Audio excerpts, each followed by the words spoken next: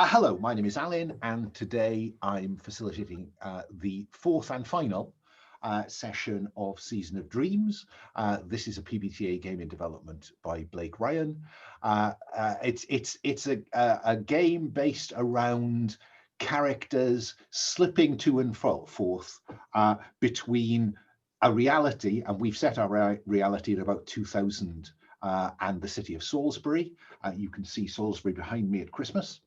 Um, and a kind of dream world, a slightly whimsical dream world called the Gloom. Now, if you want to hear more about all of that, then please look at the earlier sessions of this, because all three of those sessions took place in the Gloom. But at the end of last session, everyone is back in the real world, or is in the real world, because not all of them originate here. This game, like most of my online sessions, has been organized as part of the Gauntlet RPG community's online monthly calendar. If you don't know about the Gauntlet, then I would encourage you to search Gauntlet-RPG in any reputable search engine, and you will find out more about us. If you'd like to come and try playing with us, then just about every season, every 3 months or so, we have something called Gauntlet Community Open Gaming. That's a weekend where we encourage people who are not previously been part of the Gauntlet to come and experience play with us. Particularly keen on that at the moment, because in the current circumstances, a lot of people are looking to move online, and we would encourage you to do so. The next one, I think I have the dates, is the 25th to the 28th of February. So watch out for that one in 2021. Thank you, Speed. The other about the Gauntlet is if you like what you see, then we have a Slack, which if you play with us, we'll invite you to join just to talk about games. And if you're really keen, then you could support our Patreon, which supports a range of podcasts, as well as some publishing and the other stuff we do online. So that is the Gauntlet. Please come and join us.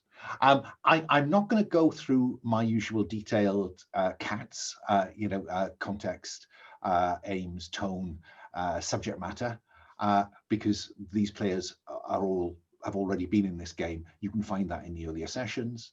I will remind everyone that we're playing with a set of safety tools. We're playing with lines and veils, and there's a tab in the character keeper for that. We're playing with the X card. Again, I won't explain the details because these players are familiar with these tools. We're also playing with an open door, so if something goes on in the real world and you need to step away from the table, that's fine. The door is open and therefore to be used if you need it. If you come back, that's great, but if something comes up and you have to go, that's fine equally. We're also playing within the Gauntlet Community's Code of Conduct. And while I kind of sometimes rather kind of flippantly describe it as it boils down to don't be a dick, but in practice, it means respect other people at the table. Don't talk over them. Don't interrupt them. Wait for them to ask for suggestions rather than stepping in and saying, oh, why doesn't your character do X, Y, and Z? If people need that kind of support, I'm sure they'll ask for it. So that is the core, I think, of the table culture we have. And we respect pronouns, etc. So that's the point at which I say my pronouns are he, him. And I will now go around in character keeper order, please, and just ask the players to say hello, tell us about themselves, tell us about their pronouns, and introduce their characters and their pronouns, and tell us something about them. So in order then, Paul, say hello and tell us about Fungo Smedley. Hello, I'm Paul, he, him, and the character I'm playing is Fungo Smedley, also he, him, who is a satyr character with the sort of gene base of a goat. And in the real world, currently he is dressed as a slightly middle-aged, quite overweight Santa. It seemed the obvious disguise when they arrived rather unexpectedly from the Gloom at the end of last session. Okay, moving along. Greg, say hello and introduce us to Velura the Lugat. Yep, I'm Greg, he, him. I'll be playing Velura the Lugat, is kind of a humanoid bat person. And it's her pronouns are she, her. And yeah, in Salisbury, she looks like kind of a corporate executive, authoritarian, charismatic business person. So And I'm trying to remember. Did she buckle when Fungo suggested that she dress as an elf, or was it just the elf hat she wore? Or I can't remember. yeah, I think she refused to dress like an elf, but she did put an elf hat on. Yeah. And can you just tell, for the benefit of the other players who weren't here last time, as well as the audience, can you tell us what else you have with you, Velura? Oh, well, she did take a designer purse out of the shopping center. And I think that's it. Am I missing something? I'll wait to see if Fungo can fill in the gap about Okay. what accompanied you from the Gloom, Fungo. Well, the golden griffin egg is most important. You're not quite following where I'm going, but I will remind you that you rescued in the Gloom. Now we've got number... 7. We've got 7. I don't want to say little people because they're donkeys. We've got 7 donkeys. Yes, that is right. Who are actually Gloom inhabitants with us, and some nefarious magic has been used upon them to turn them into donkeys. And they didn't shift shape at all when we came through to the real world. So we know they are Gloom denizens, but they are locked in the shape of donkeys. And to remind you, they are more intelligent than donkeys, but they are not fully. They're not as intelligent as they would be in their normal forms. And I seem to remember that you added to the disguise by taking some reindeer antlers from the department store where you convinced Santa to give up his suit. And so these donkeys are being led through Salisbury, disguised as reindeer. Yes, with Santa leading them. Okay. Okay, let's move on to 2 characters who weren't here last time. Matthew, say hello and tell us something about Kit the Viveru. Yeah, I'm Matthew, he, him pronouns. I am playing Kit Baxter, a Viveru freelance, a freelance agent working for the Iron Crown, Iron Coin. Forever Gold, the capitalist faction of the Gloom. The Forever Gold. Yeah, I don't think I've ever played a session yet where Kit Baxter has been able to manifest in Salisbury, but I would say that when, in the mundane world, out of the Gloom, she manifests as a young woman in sort of like boheme, fashionable but boheme outfit with close cut red hair. Thank you. And let me go back round then to Sabine. Say hello and tell us about Shelly Widershins. Hi, my name is Sabine. I use any pronouns. I am playing Shelly Widershins, who uses she, her pronouns. Shelly is a human person, amazingly enough, who sort of wandered into the Gloom, found it nice, and decided to go visit every once in a while. Shelly is basically a musician. No, she is a musician. She is somehow still a hippie. Like, she has the whole optics, and she has a gecko named Harlan, a very wise ass gecko named Harlan. And yeah, in the human world, she looks like a human person, just as she looks in the Gloom. Thank you very much. As we said, Fungo and Velura have stepped through from the Gloom, but for reasons that will only become apparent if you look at the earlier sessions, Shelly and Kit are already here. Because they weren't here last time, I've written them a love letter to find out what happened. So shall we start with Shelly and the love letter then? So what the love letter says, it gives you a brief summary, Shelly, of what happened while you weren't here. And it says, describe a brief montage of what we see you doing in Salisbury, and then roll with an attribute that reflects this activity. And then there's a series of outcomes. So what have you been doing in Salisbury, Shelley? I mean, it's Christmas. It's going to be Christmas soon, right? So people will need to hear some uplifting Christmas songs.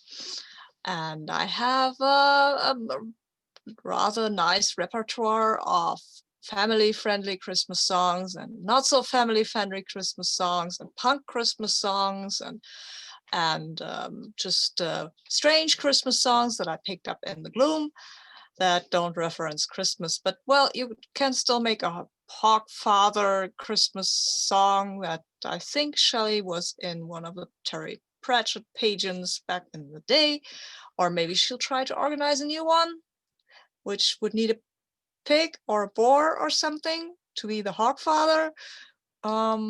Yeah, maybe she's trying to organize something like that. Like, yeah, let's have a Terry Pratchett, strangely, well, more or less spontaneous Terry Pratchett Hogfather pageant. That what could go wrong there? Okay, so my recollection is that you have a playbook move around talking to everyone and performing. Is that, am I remembering correctly? What? I have a move. Amazing. I do. Let me look at my character. Charm. Charm. Yeah, that's talks to everybody +1 to people. Rolls. Okay. So this, I think this is a charm roll. Mm-hmm. Yeah. So Fair while your attribute for charm isn't high, you do have that +1 for your performance skills. So let's have you roll +1. Okay. I've already picked up some dice. They don't roll. Why don't they yet? No, don't roll. Oh, I've got a 6. Oh So, my goodness. Okay. So on 6 or minus, 6 or below, mark 1 XP. And the GM holds 1 to spend to put you at a disadvantage or create a complication later in the session. So I will hold that 1. hey, I've marked all my XP.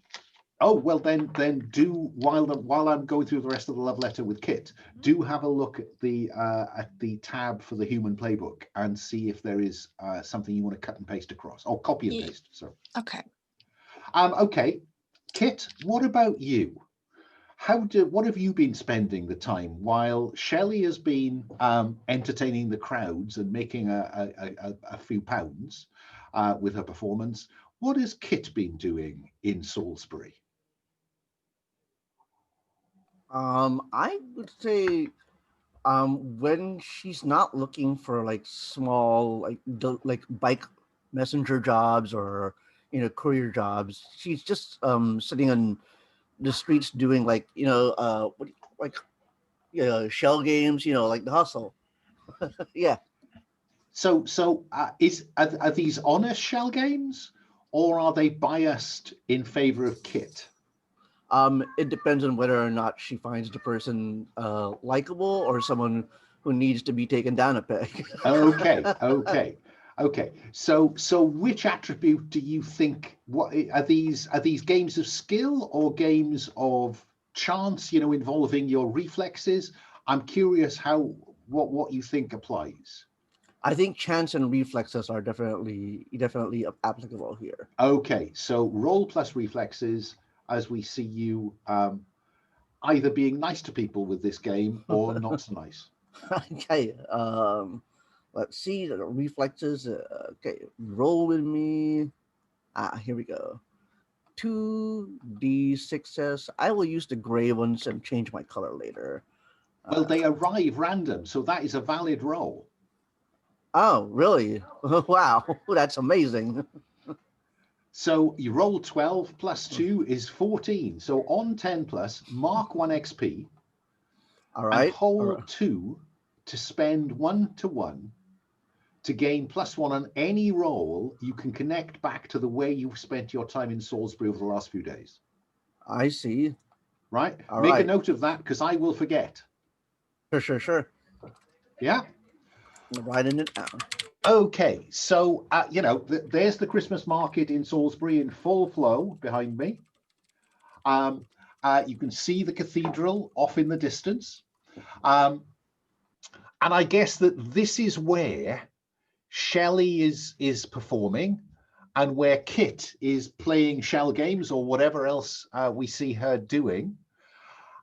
When I think Shelley, you will see a bizarre, because of course, though you appear to be human in Salisbury, in the Earth reality, you Gloom inhabitants recognize one another. You see through the illusion. The illusion is not a concrete one.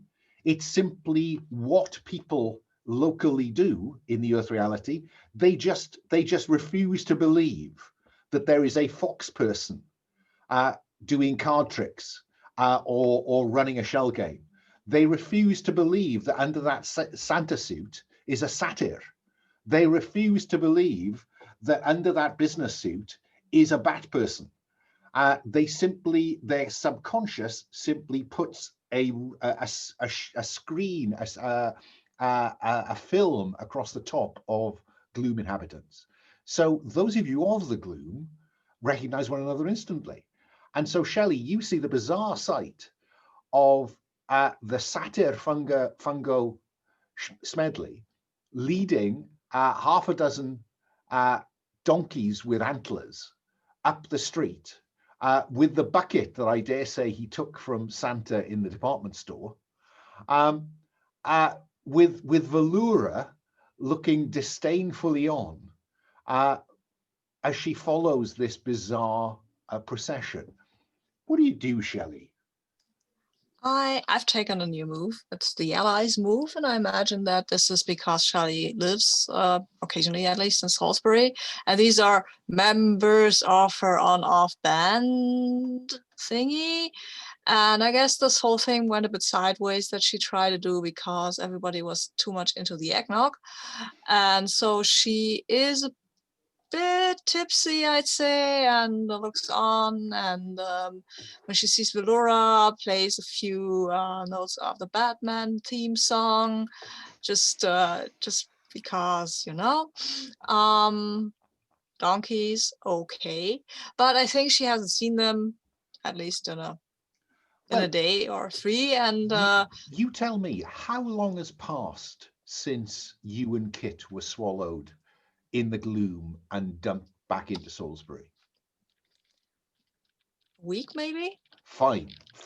So a week has passed, and there they are. Kit, what about you? What's your reaction when you see them making their way through this crowded Christmas market?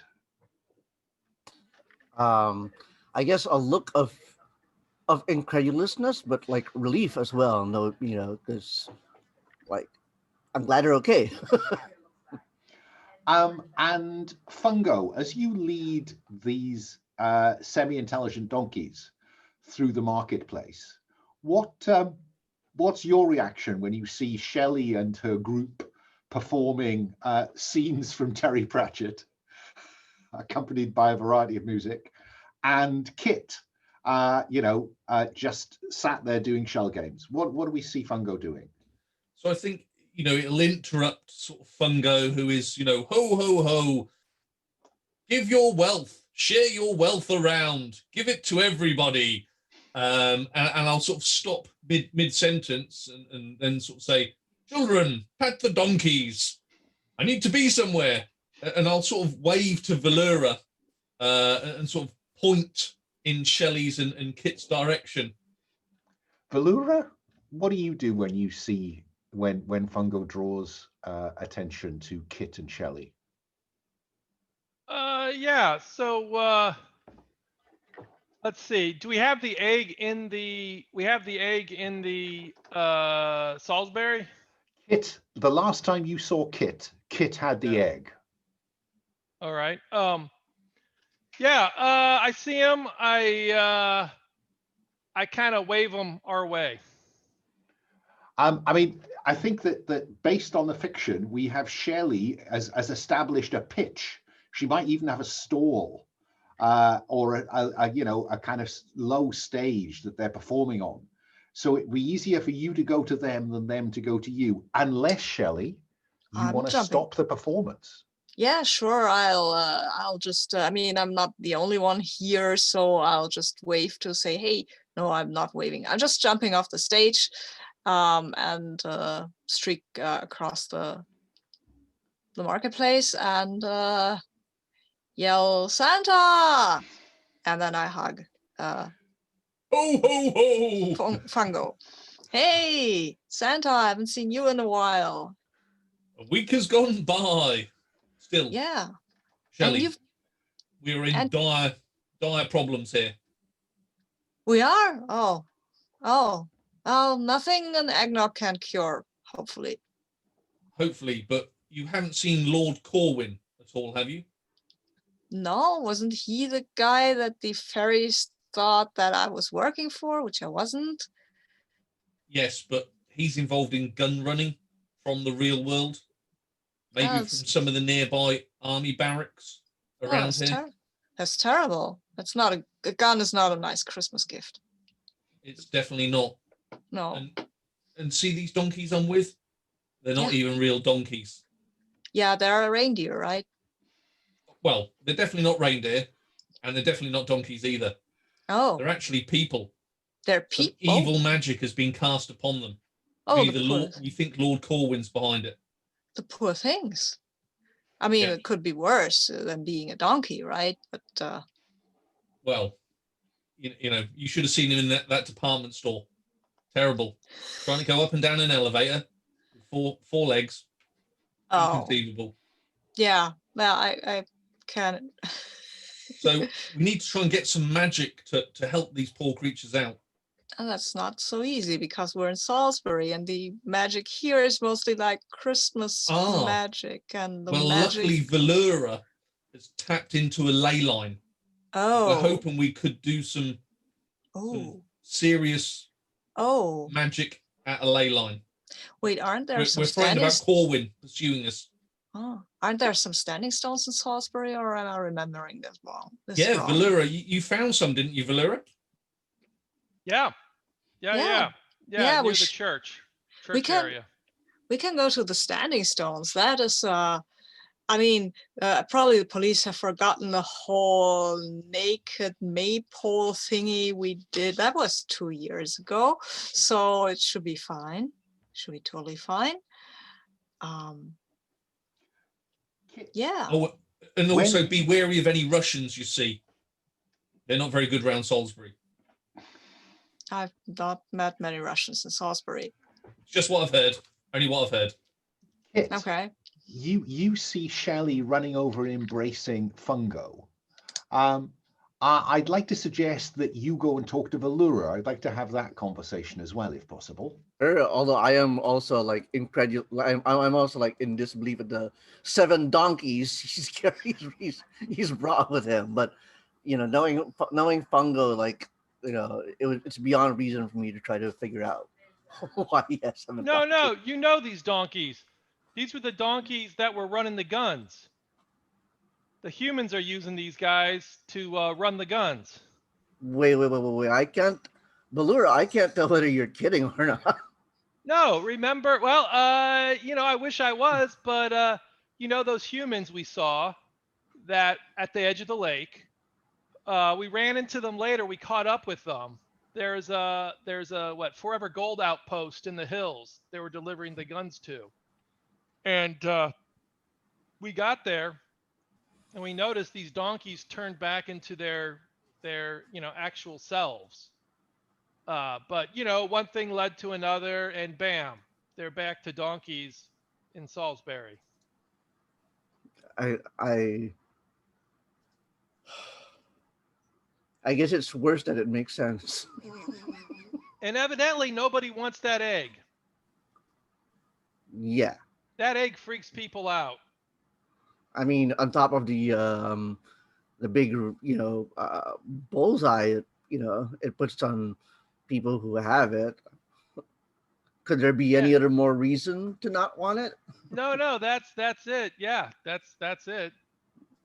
I'm curious, Kit. You've had a week to think about this. The fact that the golden griffin egg that you stole has painted a target on your back. What no one has been able to tell you is whether the golden griffins could pursue you from the Gloom to Salisbury. But I'm just curious, what's your thinking about the golden griffin egg at this point? I'm thinking I'm not proud of this feeling, but I'm thinking we tricked someone into holding on to this. it's like a cursed artifact, you just sort of like, oh, I just have to convince someone to take this off my hands, like one of those biblical boxes or whatever. Yeah. Okay, so it seems to me that we have two things to think about here. One, dumping the griffin egg, and two, finding a way to transform these people back. Now, again, stop me if I misremember this, Velura and Fungo, but just after you arrived in Salisbury, you followed a ley line to, I think, a piece of woodland near the cathedral. And there you found not the kind of tourist standing stones, but a set of stones that have power but have been forgotten. And I think I'm trying to remember who did it, but somebody spoke to the rocks, and you found out that it was possible to turn these people back. Yeah? Does that ring a bell?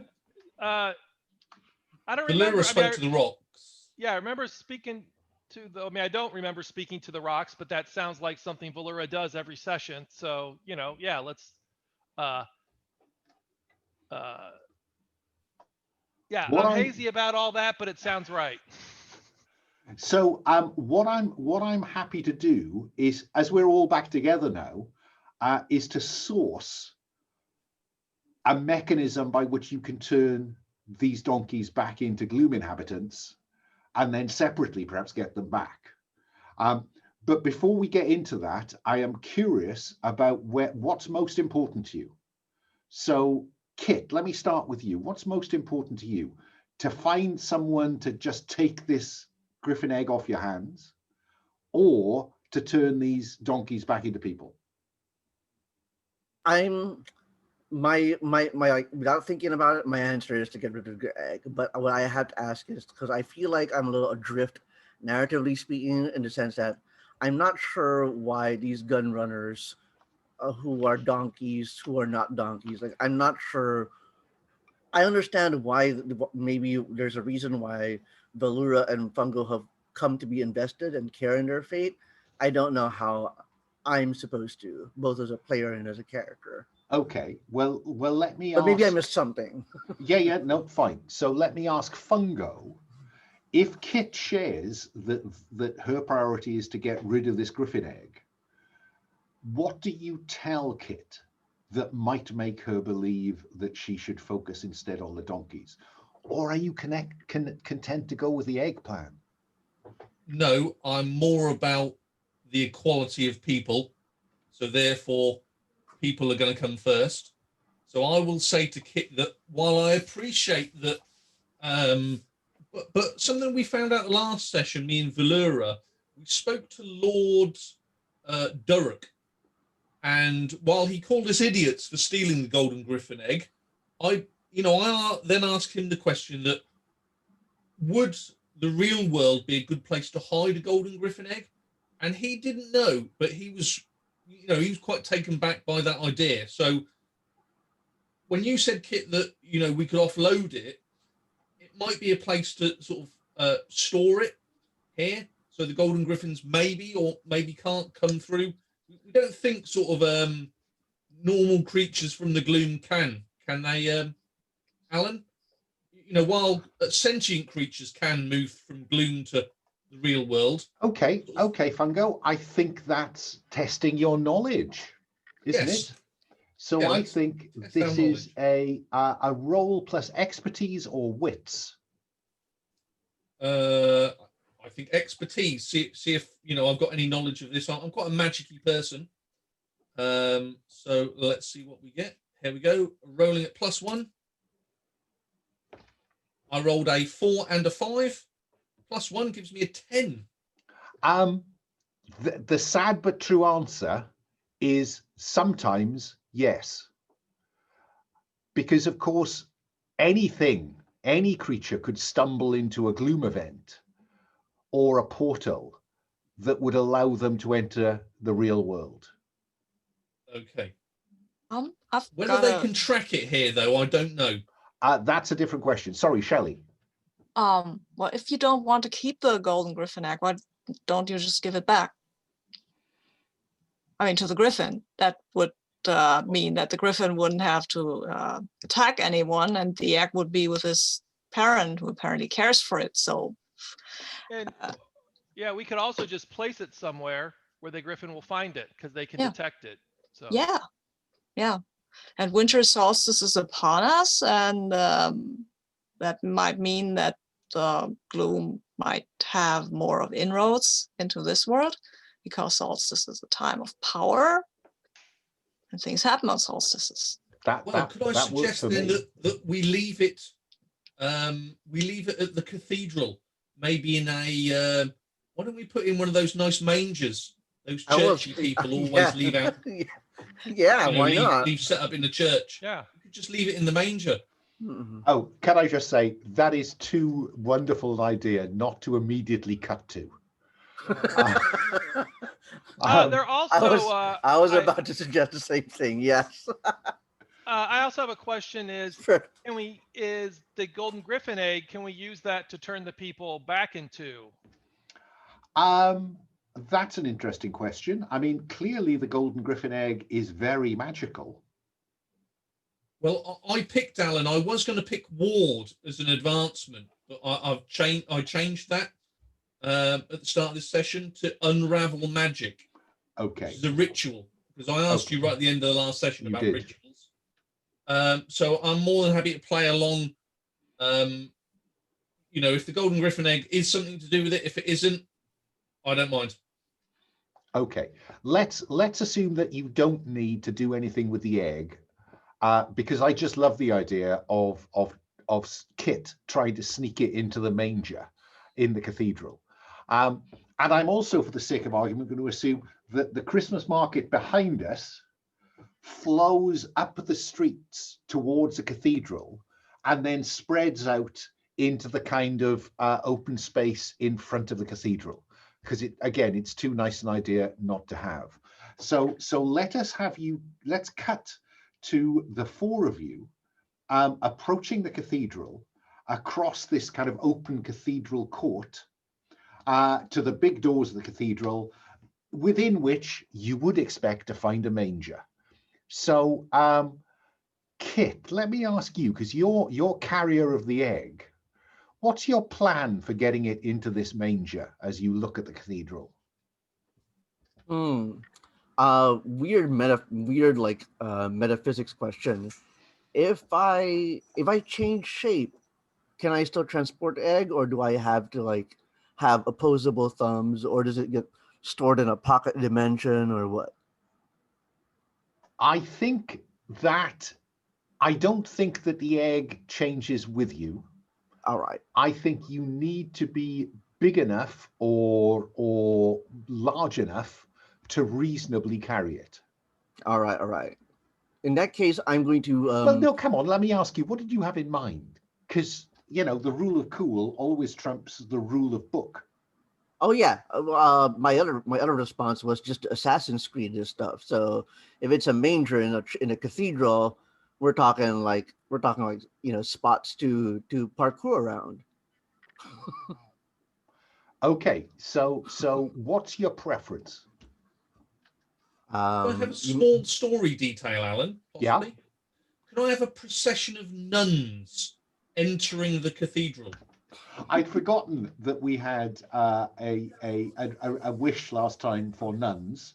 Evil nuns. So Anglican nuns, because it's Church of England church, I think you can certainly have the inside of the cathedral is full of nuns because they have a Christmas conference. Yeah, nun choir maybe. And nuns are singing. Yeah? Okay, so we got that story detail to work with, Kit. Talk to me about transform or illusion or what you've got in mind. Well, I don't think transform is going to apply here, so I guess it's going to be an illusion, which is to, can I? So the nativity scene, the manger scene, is like on the front area where where do you usually put it in the cathedral? I think it's right at the top end of the kind of the main bit, the nave.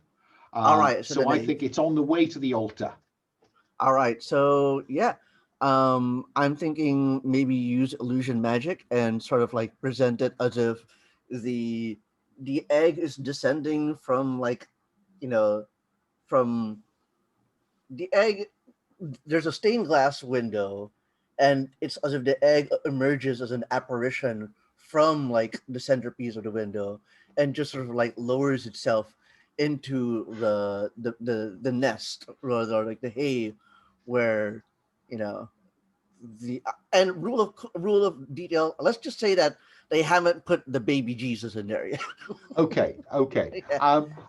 Well, there was I thinking illusion was not about drawing attention, and instead we have the miraculous apparition of an egg floating from a stained glass window in front of a choir of nuns.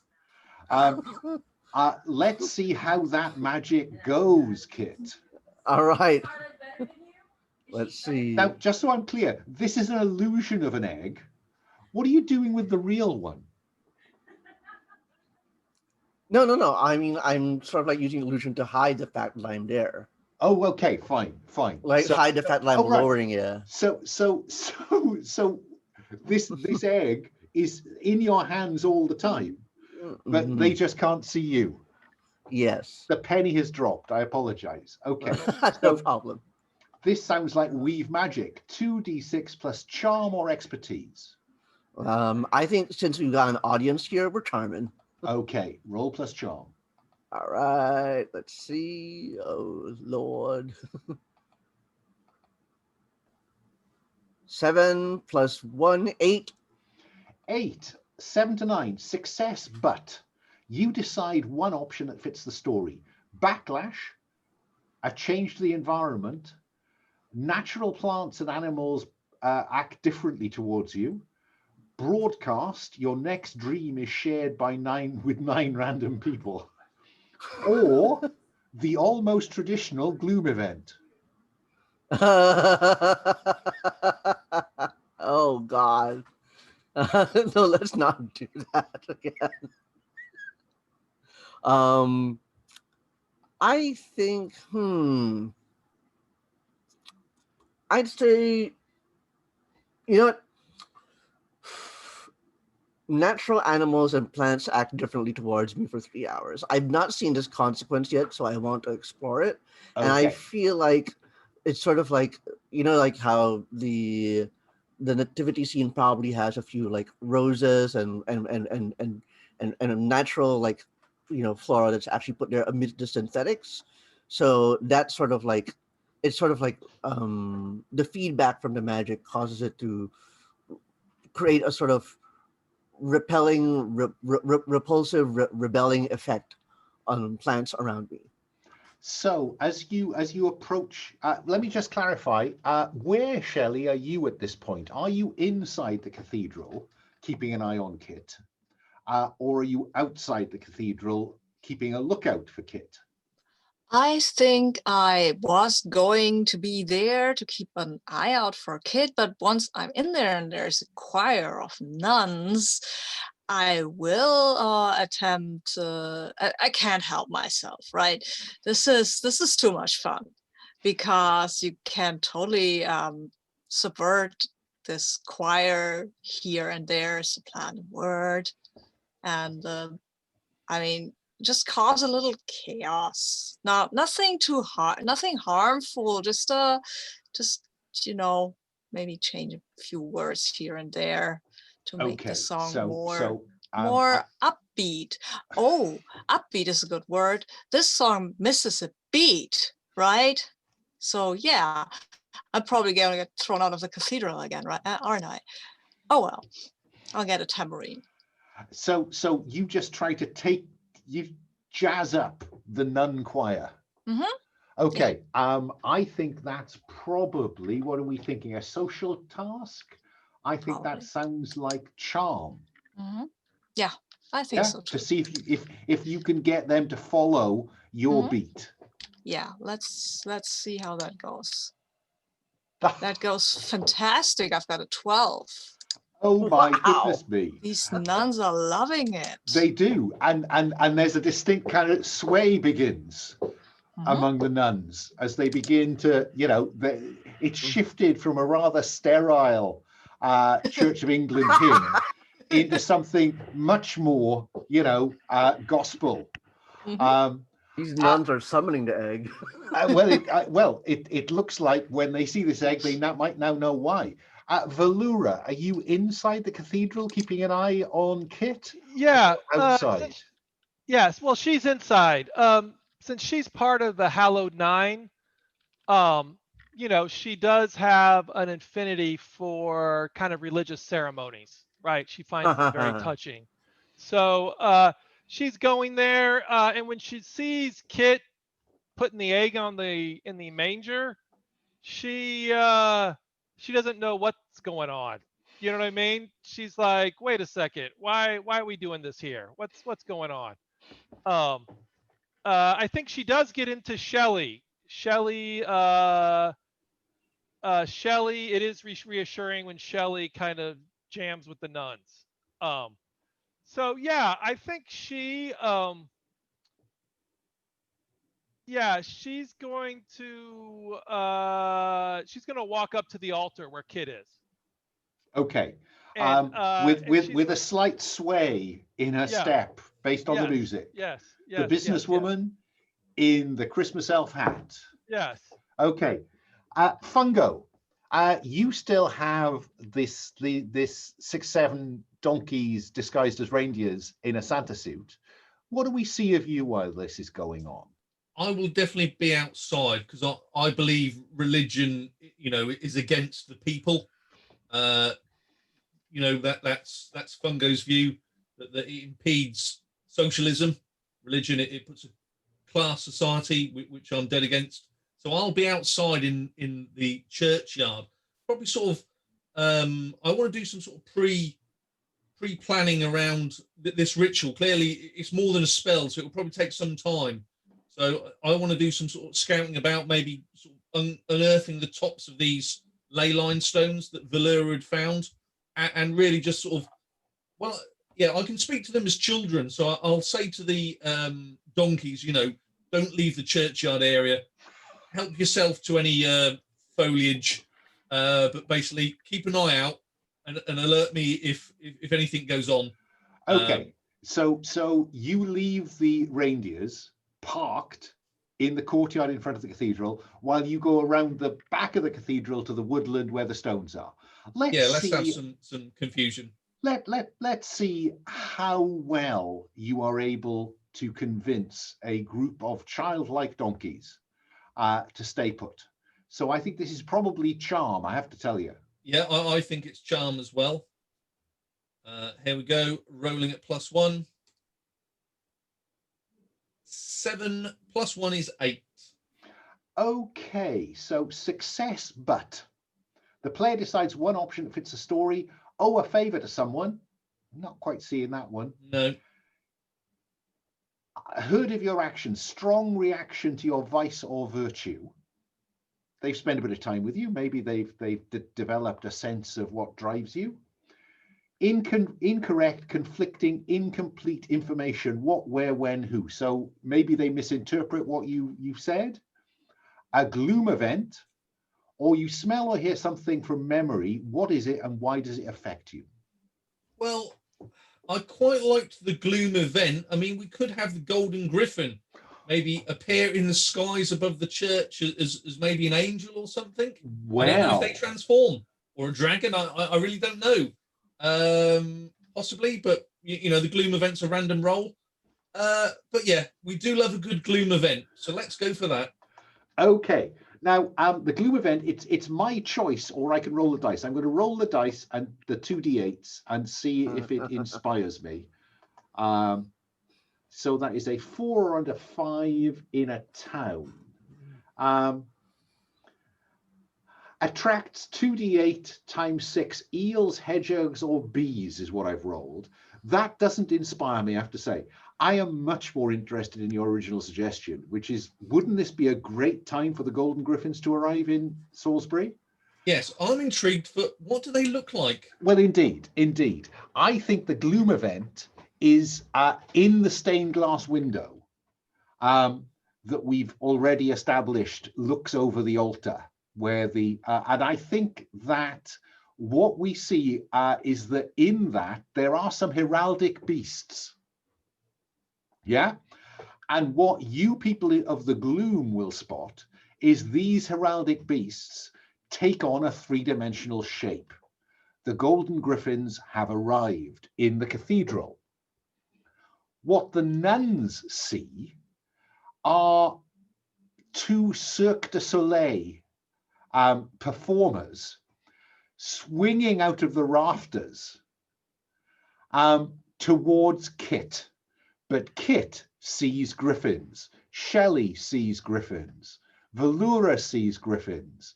Fungo, you know griffins have arrived. Kit, you're on the hot spot with the egg. What do you do? My eyes are wide. My heart is filled with panic. I am quite certain I'm going to die. And I am just going to lower it Wile E. Coyote style and hope if I continue this course of action, I might make it through. Okay, so you're just... I'm curious, are you still intent on putting the egg in the manger? I feel like I have to go through with this. Anything else? Okay. Yeah. So it's all now about whether the griffins are convinced by the illusion you set up. Shelley, what about you? The nuns they're losing the beat, I have to tell you, because there's a kind of, where did those people on elastic trapeze appear from? I'm going to shift the song because let's go with a very familiar melody and sing "Let It Go" at Kit, basically. But I think everybody knows that song, and it's a wintry kind of song, and that's great. So the half the nuns who are not, just now kind of losing track by looking at these Cirque du Soleil performers sweeping out of the rafters of the cathedral, the others are joining you in "Let It Go." Velura, what about you? You're up there with Kit and Shelley. All right. Let's see for a second. So she sees the griffin, and so Kit's putting the egg down. She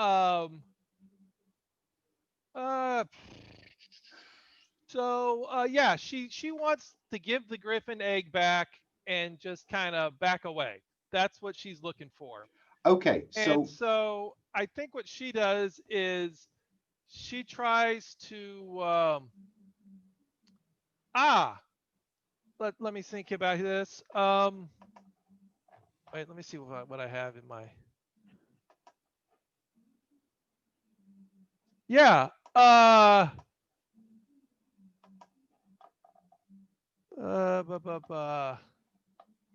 Yeah. Okay. Yeah. She basically tries to get Kit to be like kind of respectful and little supplicant, kind of back away, unthreatening from the griffin.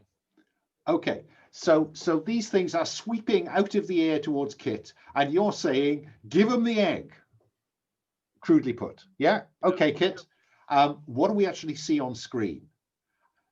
Shelley and the nuns are singing "Let It Go, Let It Go," And Velura is saying, give them the egg. Oh dear God. Let's see. Ooh. My resolve, my my marbles.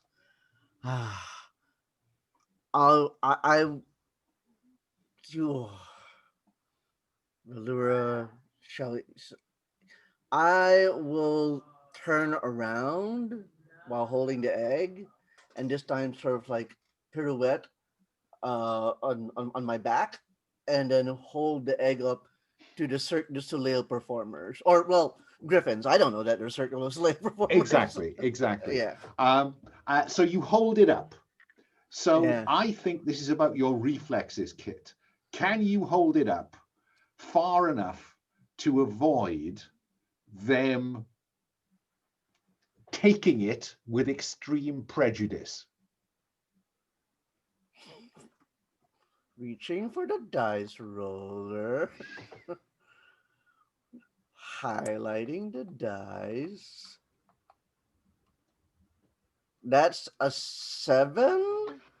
On a 7, you successfully hold it up, and the nuns will see 2 Cirque du Soleil performers sweep down towards the crib, where they've now noticed the egg hovering in the air, and the Cirque du Soleil, one of them just catches it and swings up towards the stained glass window, and there's a kind of from the nuns who stop singing as they look up, because they think that the Cirque du Soleil performer is going to hit the window. But instead, it simply disappears into a shadow beside the window. But there, that was a mixed success, Kit. So Yeah. consumes resources, equipment, or time. 3 wounds. Attracts attention from some, even more attention. I'm thinking Gloom event, or you see or touch something from a dream. Nah, let's go with a time-honored tradition. Gloom event. I haven't triggered one today. Okay, I'll roll the 2d8s and see if it speaks to me. So that is an 11. Oh yes, a faction, Iron Union or Sapphire Throne, chat, observe, fight. This is the point at which we realize, and just for the sake of argument, the griffins have disappeared back into the stained glass window. I cannot be dealing with 2 Cirque du Soleil performers at the same time, as the nuns turn out to be anti-capitalist protesters in disguise, and that is where we will take our first break. So I need 10 minutes. Well, that explains why they get along so well with Shelly. Exactly. In fact, this might be your group. I don't know. Anyway, right. Shall we be back in our seats at 1:15? Okay, right. I'll see you then. I'll pause the recording. Okay, we're back from our break, and the choir of nuns, it has turned out, are in fact here to protest the commercialization of Christmas, and spill, and they pull out from under the kind of ranked seating where they were singing. They pull out placards and begin to march down the aisle of the cathedral. Shelley, what do you do? I'm loving this so far because, yeah, nuns are fun. Fake nuns are even more fun. And fake nuns with placards protesting the commerce thingy of Christmas are the most fun. So I guess since the whole situation with the griffins seems to have resolved, let's go protest the commercialization of Christmas. Shelley joins the end of the procession and is all set to march out and start protesting. Kit, you've been lying there, and everything was fine, but what do you do now? I'm going to guess that the illusion has worn off. I mean, I'm Oh, not yeah. sure the param. Okay. Yeah, just as well the nuns are now marching out of the cathedral to protest because you are just lying there on the floor, no longer invisible. Yeah. So no one's paying attention to me as ideally. Okay, Oh, that's all right. fine. Yeah, you know, attention has shifted. Yeah. So I'll rejoin. Wait, is Velura inside or is it Fungo?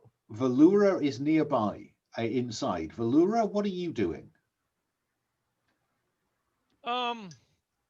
Yeah, I would say that Velura she's going to talk to the cathedral stones because she is curious that maybe these stones know what's going on with the donkeys since they're near the ley lines. Do they know something that's going on with our conspiracy? Okay. So let's have you talk to rocks is technically the move, isn't it? Yep. So roll to weave magic. And that's what, charm or expertise? That is indeed charm or expertise. All right, so she'll charm it up. 9 + 2, 11. Okay, on a 10, character achieves their action. They can describe what their magic looks like, and the move says, I think that you can ask 3 questions. 3. Yep. Okay. The first question will be, who is using the ley line near the church to travel to and from the Gloom? Okay, so the who question is, I think it's a group of goblins. All right. I'm at risk here of painting goblins with a traditional brush, but forgive me for that because I think we've come across boggarts and pixies. I don't think we've come across goblins yet. No. So yeah, a variety of fairy called goblins. Well, I think everybody using we've met, but the insects have been questionable. So, yeah. All right, excellent. When are they coming next? Or when do they usually come? Yeah. Every full moon. All right. And then finally, do the rocks know, let's see.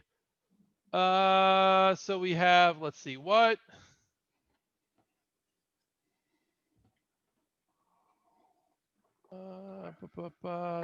Okay, so we'll do the goblins every full moon. Why are these? Well, I guess I'm curious. Does the stones know anything about these donkeys? So I would say, why are the donkeys?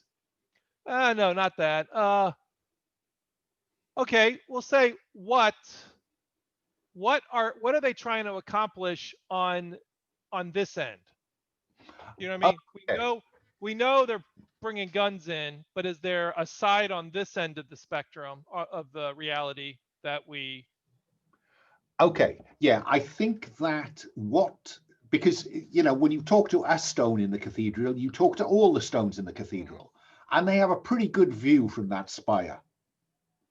And I think what they can tell you is that goblins come through from the gloom every full moon, and they are met by a group of humans who then who deliver these boxes, and by the description they give you the boxes, they are the boxes of guns that you've seen, and in return they are given chests of valuables.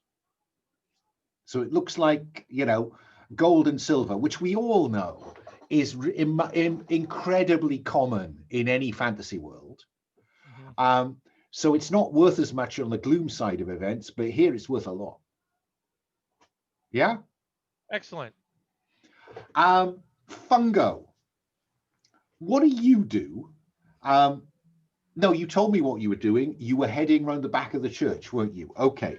So you were heading around the back of the church.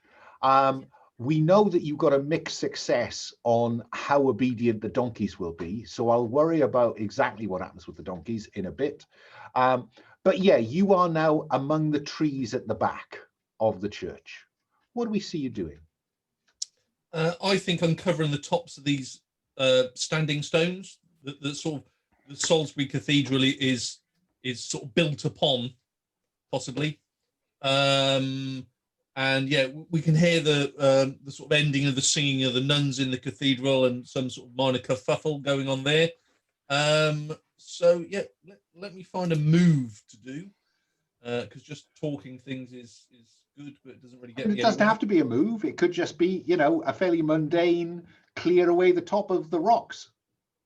Yeah, I'd like to start prepping that unravel magic ritual. Fine. But can you tell me something about what do I need to cast unravel magic? I'm Maybe not that sure. is that an expertise type role? I think it's weave magic, but with that specific effect. Okay, That's maybe because it's bigger, you might want to introduce some components that I maybe have to get. Let's just check it out. Ritual move may be taken as an advancement. Note, learning the ritual, or well, we put that aside. We said that last time. Performing a ritual takes 10 minutes and requires a weave magic roll. It doesn't seem to me that it has any specific needs. I mean, it's a place of power. So even if we were to invent a rule that says, you know, you must have a place of power to run a ritual, I think you've got one. So I'm not inclined at this point to send you off in search of particular spell components.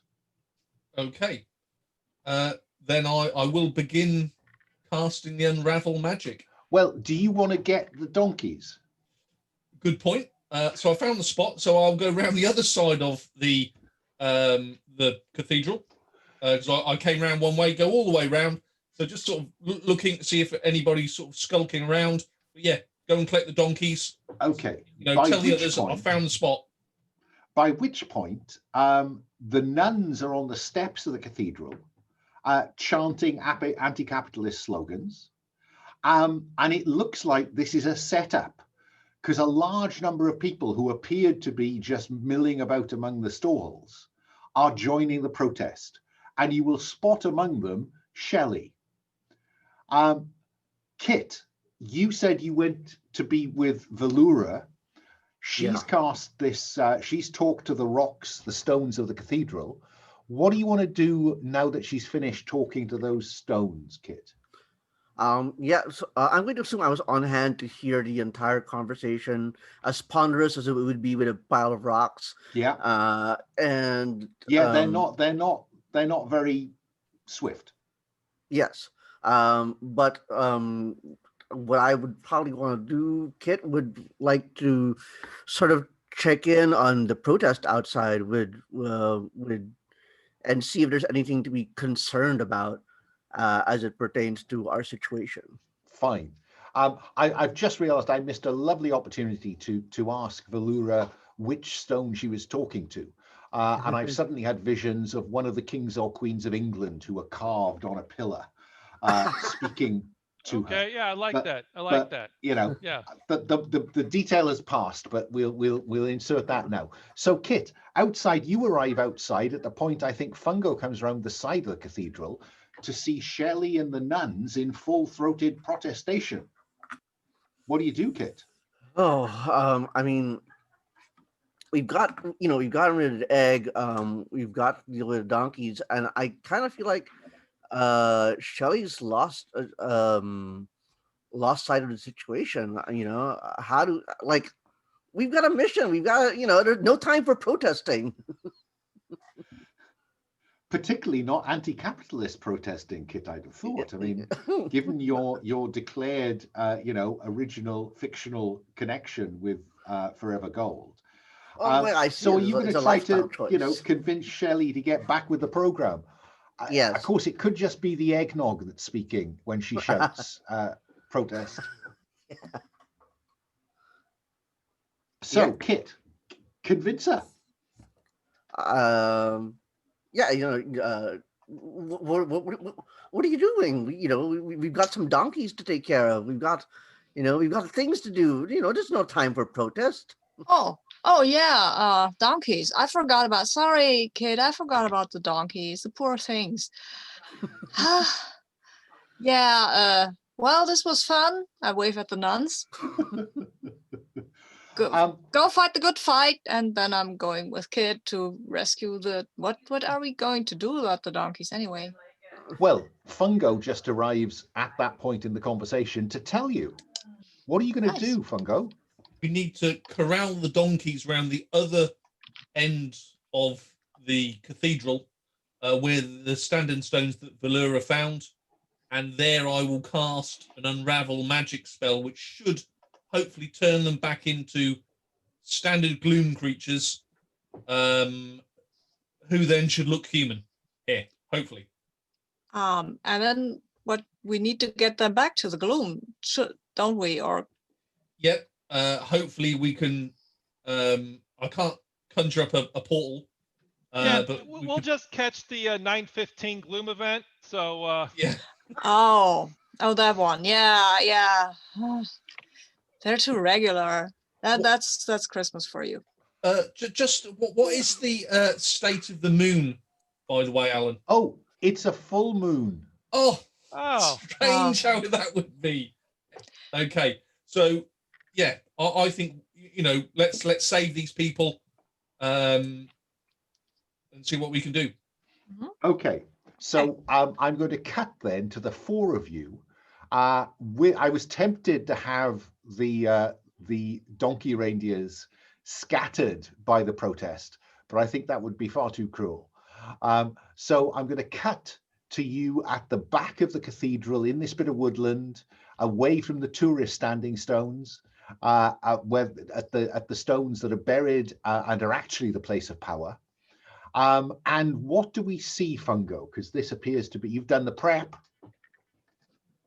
Yeah, I think we're waiting for an exact time for the moon to sort of cast down onto these standing stones, and then I will be doing the usual Imram Shiva type Shnimni Worth magic casting, and yeah, I think we'll put each of these donkeys on one of these stones, or because they're buried, most of the stones are. There's not much to them, so we've got to arrange them round this standing stone, this circle of power, and then hopefully it might work. Okay. Is anyone else taking any precautions, or are you just helping Fungo? Yeah, I'm taking the precaution because there are a lot of people around, right? It's a Christmas market. There's no saying that no one will wander into this.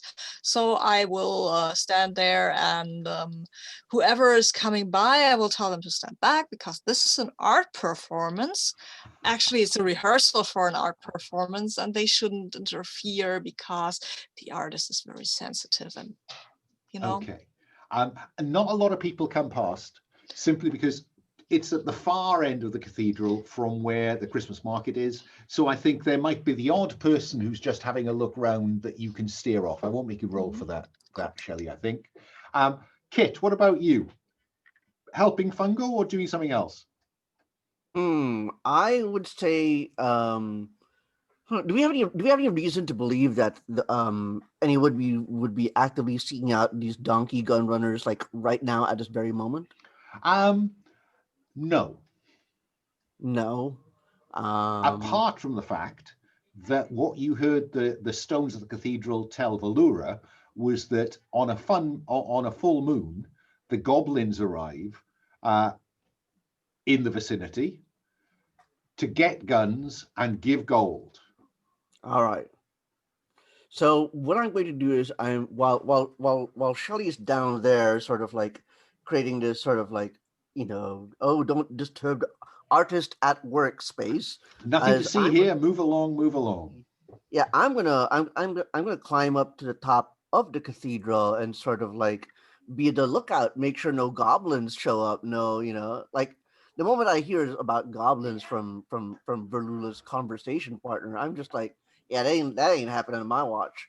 Okay. Are you going up the outside of the cathedral? Outside of the cathedral. Oh, so not using the steps that go up to the tower, but hand over hand up the side of the cathedral. I'm just checking. Yeah, I was thinking. I keep forgetting I'm in the mundane world and not in the gloom world. So, I guess I would transform into a cat or a fox or something. That Oh, could, very cool. Yeah. Yeah. So and even if you fall, that means that as a cat, you'd land on your feet. So you're going to weave magic to transform yourself. All right. Let's see if the 9:15 Gloom event happens. Charm or expertise? That would be, I'd say, expertise. Wait, let's see what that is. Yeah, expertise. This seems like an expertise roll. Okay. All right.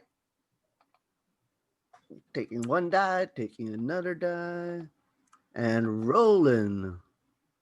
That is a 7.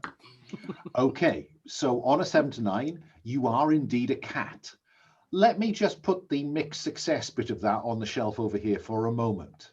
All right. Velura, what are you doing? Are you helping Fungo kind of, sort out the donkeys, or are you doing something else? So can she fly in the mundane world?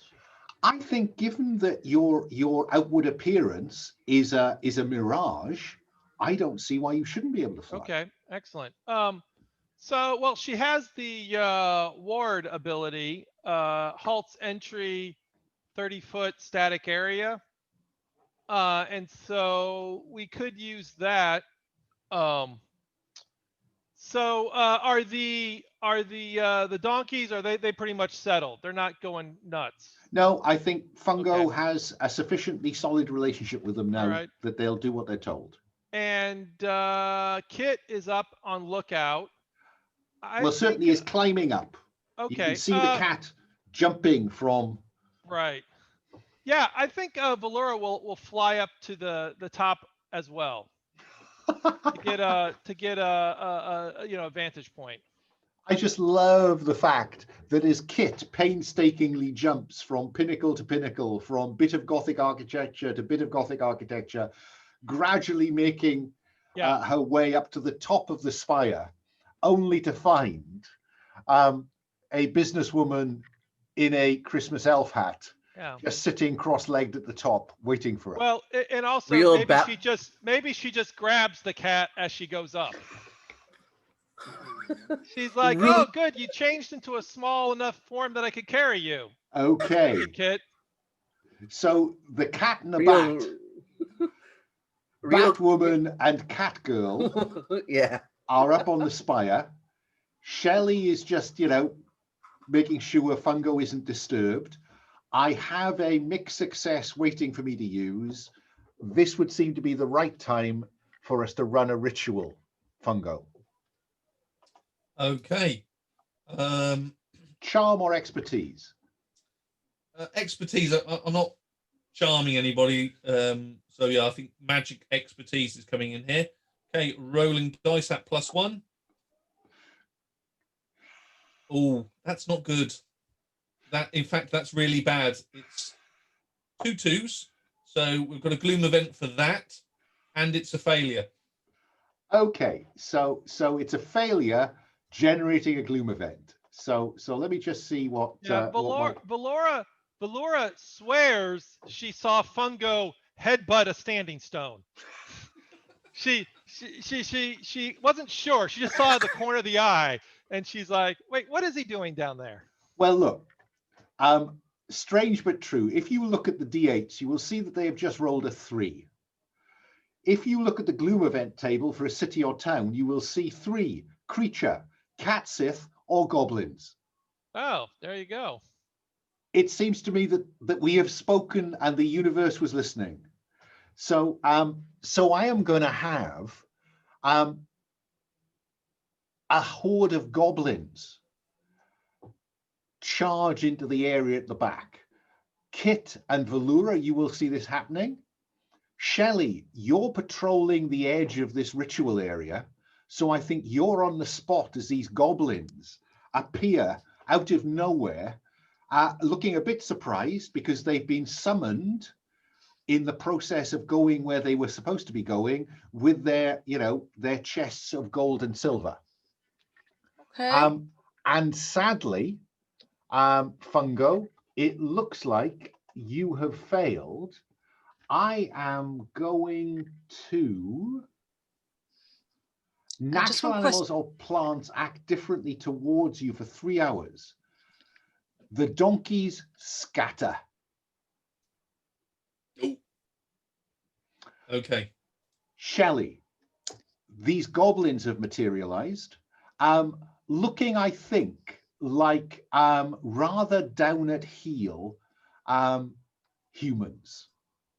Okay. Aggressive skinheads. Yes, the goblins appear as a group of skinheads to the world. Gosh. Oh gosh. Yeah, well, I'm just, the donkeys are scattering. There are these skinhead goblins. I'll wave at them and say, welcome to Salisbury. The Christmas market's over there. Be nice, have some eggnog. I'll have to gather these donkeys. And then I kind of try to get away from them as quickly as I can.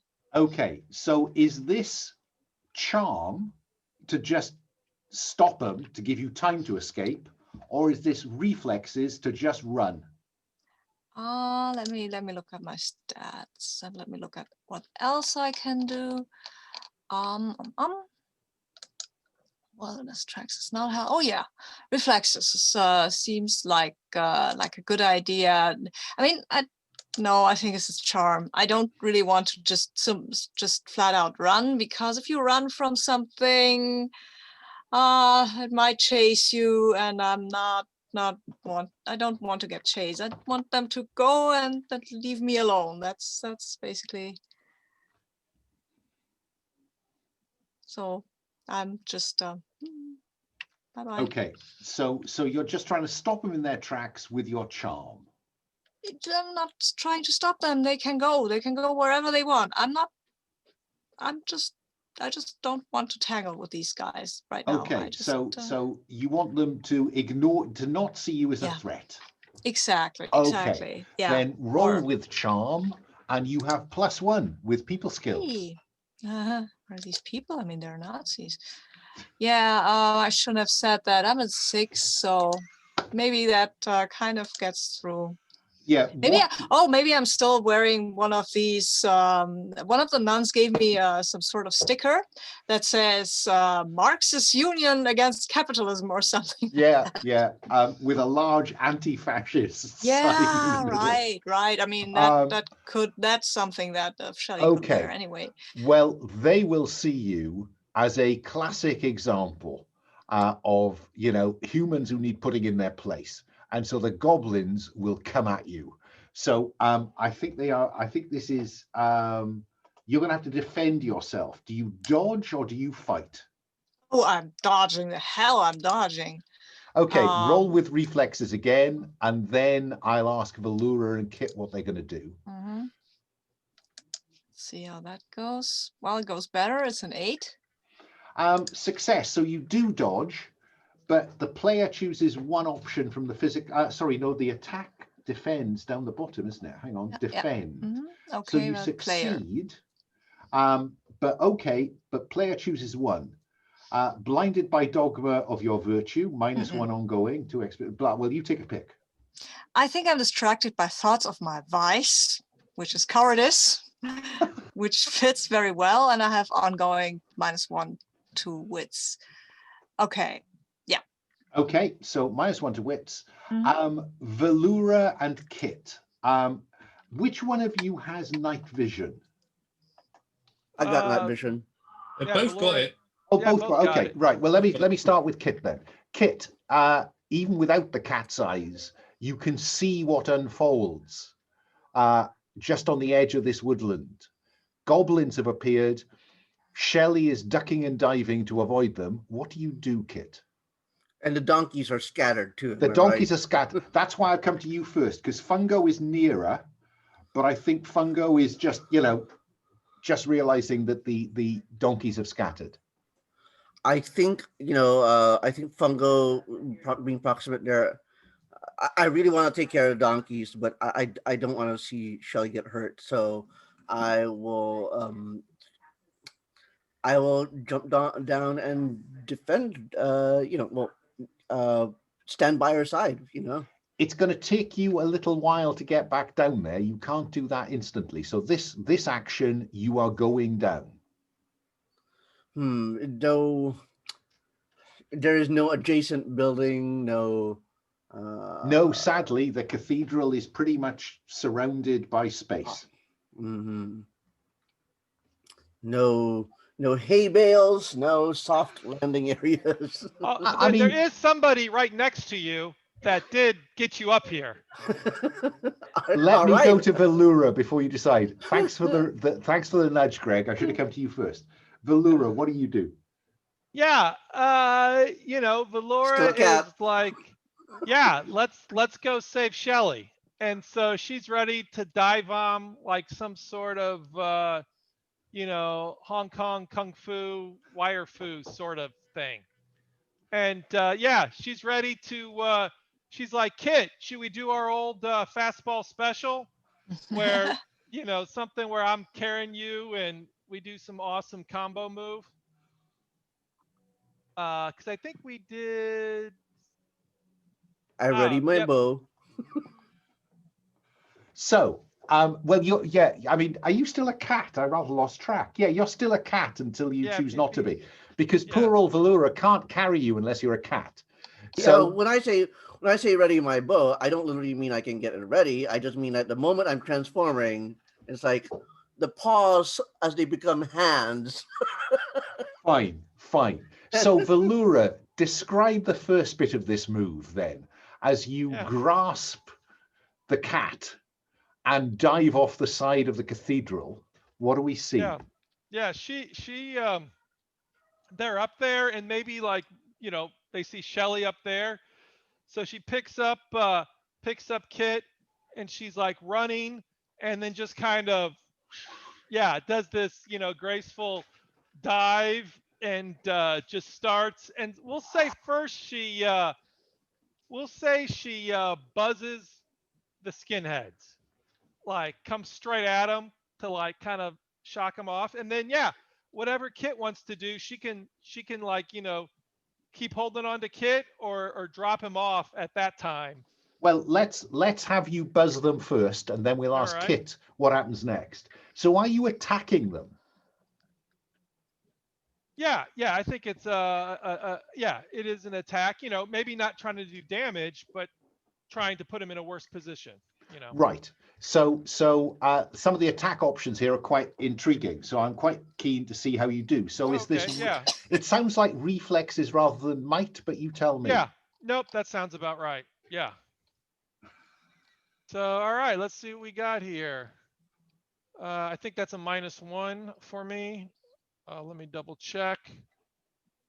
Yeah, reflexes -1.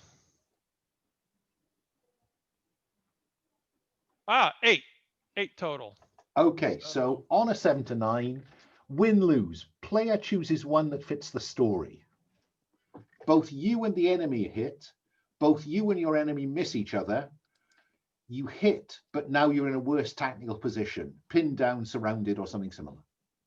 Yeah, so I think my hit is help Shelly, right? That's what I'm looking to do. Okay, so the attention shifts from Shelly to you. Mm-hmm. Yeah, and I think that the goblins cower away, giving Shelly an opportunity just to melt away a little bit, and you are now between them and Shelly. Okay, now that was the kind of dive and buzz, Kit. I'm guessing that you don't want Velura to release you till you're pretty close to the ground. Yeah. But what do we do at the point that Velura does release you? Yeah, actually drop me off just a little bit, like 1 or 2 foot above head level, you know, Okay.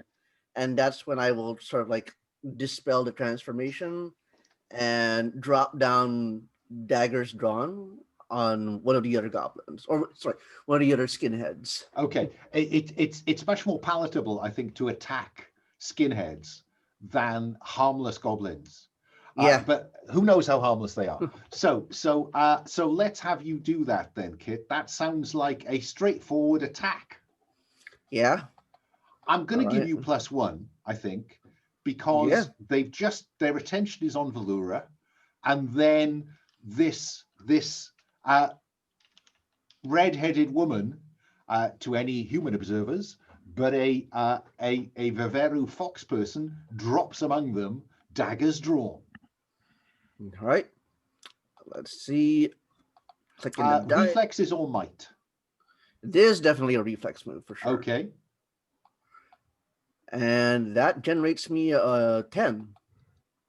A 10. I've been waiting for a 10 on this move. So attack, 10 plus. You hit, they suffer 4 damage, or you can choose any one of the options. Whack, whirl, or wreck. I think we will go with whirl. The sheer momentum of the of the move that Velura pulled, I think, translates into a whirl. Okay, so this is 2 damage on 2 different opponents. And I'm going to say that there's a handful of these. And I think simply doing 2 damage to 2 of them is enough to cause them to back out of the fight. Let me come to Fungo, dressed as Santa. Okay, so I've seen these goblins appear, yeah? Yep. I'd like to combine 2 spells in sort of one here. I've just taken an advance. I took Voice of Dagda, which is I've got the Gift of the Gab +1 with recruiting. I'd like to combine that with illusion, which I can create images and sounds. So I'd like to pull the anti-fascists from the end of the cathedral where they are to intervene and attack these goblins. And I'm going to summon them here with the Coca-Cola lorry. Other soft drinks are available, but there is only one lorry that looks like this. So I can create the image and the sound of that. I mean, you know, that's massively illuminated. So they should easily see it, the anti-fascists, at the tail end of the cathedral, and they should hopefully come running in this direction. So and I'll then sort of like say, there they are, get the capitalist scum. So just so I'm clear, you are creating the illusion of the Coca-Cola truck, that brightly lit one that drives through the American image small and towns. the sound. So it will be playing sort of very loud Santa Christmas music. Ho, ho, ho, you know, drink a Coca-Cola. Okay. Okay. And this is like catnip to cats, yes. to the anti-fascist, anti-capitalists who think, oh, this is just pushing the destruction of the true Christmas spirit. And so a horde of them will follow this illusory truck down the side of the cathedral. And then... Do you want me to roll? Then I want you to use the voice of Dagda to convince them that they need to intervene in this rumble between an attractive, slightly gossamer-wearing, red-headed woman, Kit, a businesswoman in a Christmas elf hat, and a human hippie. Okay, here we go. So I've got +1 to recruit, and it's charm. So +2 on my dice roll. Here we go.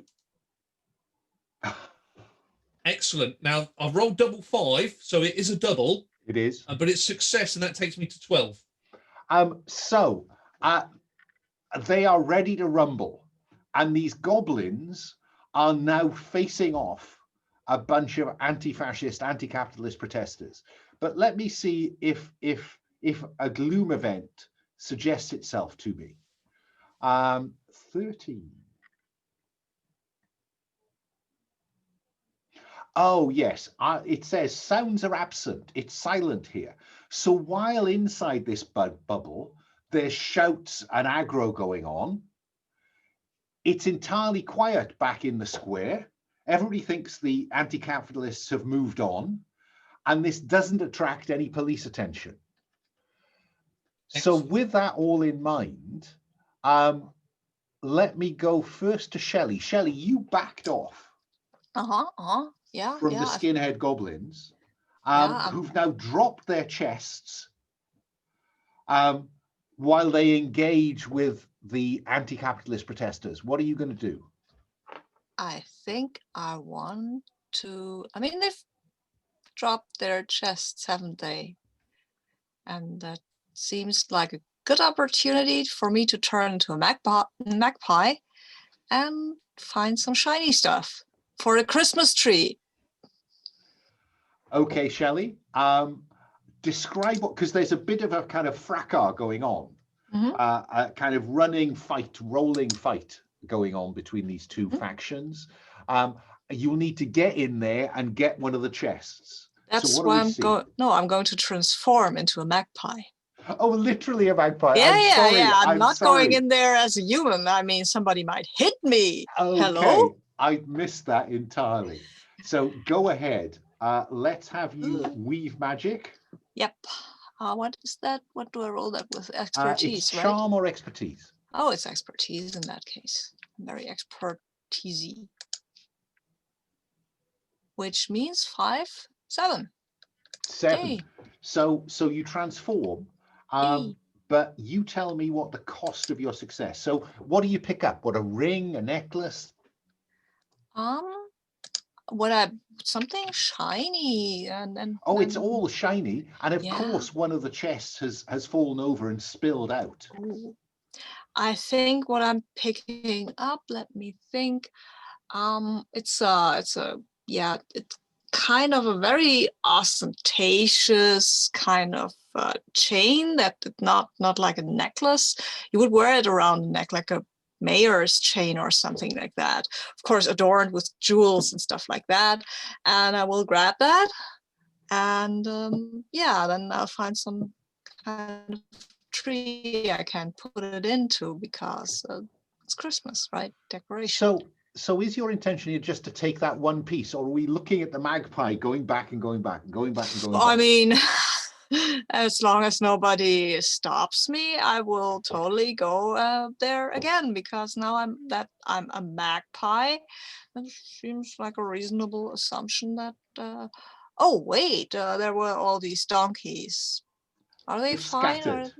Are they? Yeah, exactly. I think at one point, after I've grabbed 1 or 2 pieces, I remember there was something, because Kit told me, and I'm remembering that. So, I'm can fly now, so I can get on a lookout, see what they are doing, and if they are fine. Before we get that far in the fiction, tell me what the cost of what's the cost of your mixed success? I mean, we haven't had a Gloom event for a while, have we? I mean, a good 5 minutes. A good exactly, because I mean, slippery Would you like ground. me to consider a Gloom event? I mean, I could also go with ignites combustibles, but I don't. If nobody's got I have one idea, Alan. Go on. You could introduce. Sorry, I'm out of focus. I'm going to have to fix that. You could introduce another faction, the Sapphire Throne, maybe monarchists. How about the British Army, a good monarchists? The other half who are selling guns. Let me come back to that possibility once Shelley tells me the nature of the event. Oh, I'm going to tell you the nature of the Gloom event. Oh, no, sorry. So you're settled on a Gloom event. I just want to make sure. Yeah. Let's go with Gloom event. Let me see, because so far the universe has been remarkably cooperative. So that is a 10. Humans or Lugat townsfolk? I think I'm not going to go with the British Army. I'm going to go with 2 black vans are approaching. Shelley, you can see these 2 nondescript black vans making their way to the back of the cathedral. Let me Lovely. go to Velura. It's been a while. Velura, you buzz them. Their attention is on you. Fungo has distracted some of that attention by having the anti-fascist, the anti-capitalist arrive. What do you want to do, Velura? Okay, I see these vans.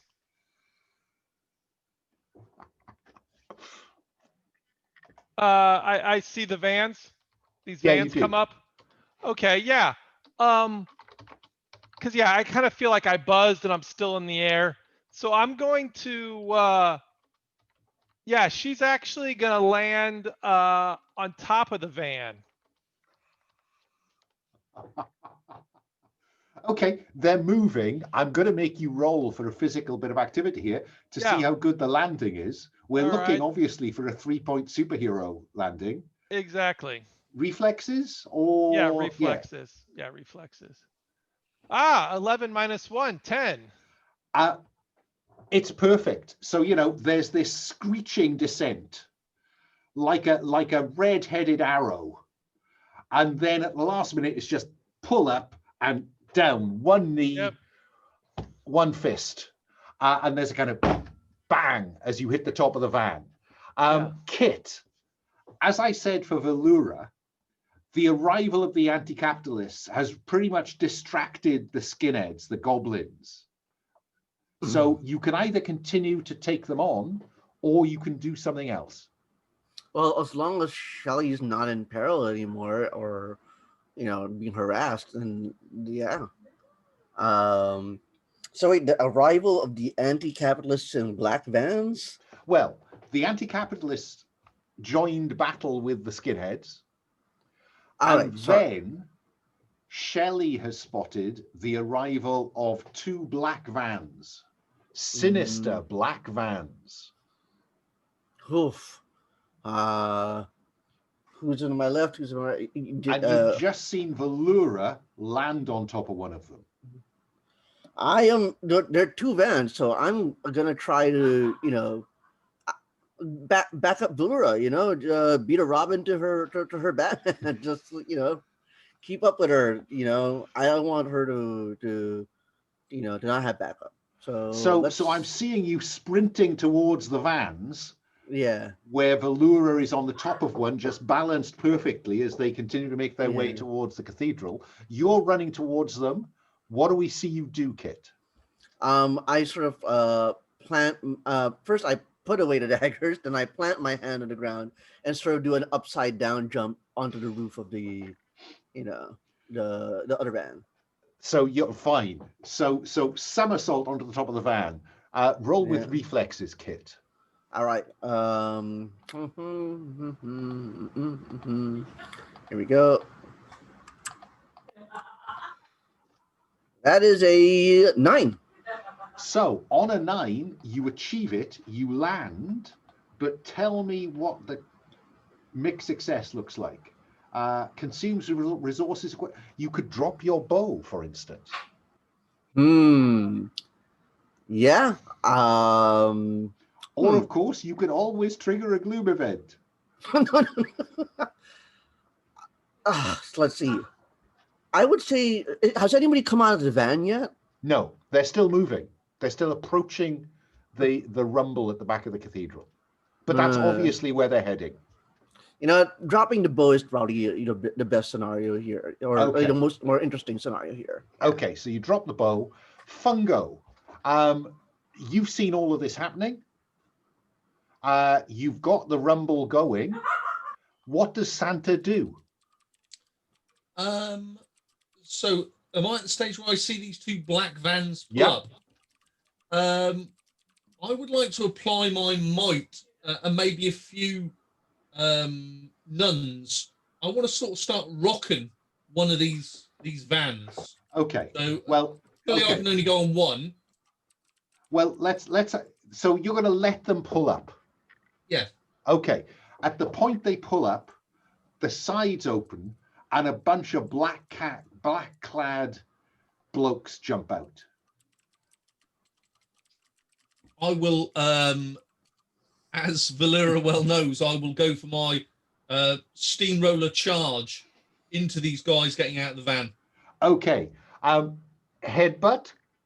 I think so, yes. Let's have you roll with might. That must Sooner be or- the 10-15 headbutt. You're not wrong there. You're not wrong there at all, Greg. Yes, and just as normal, Greg, I've failed. I rolled Awesome.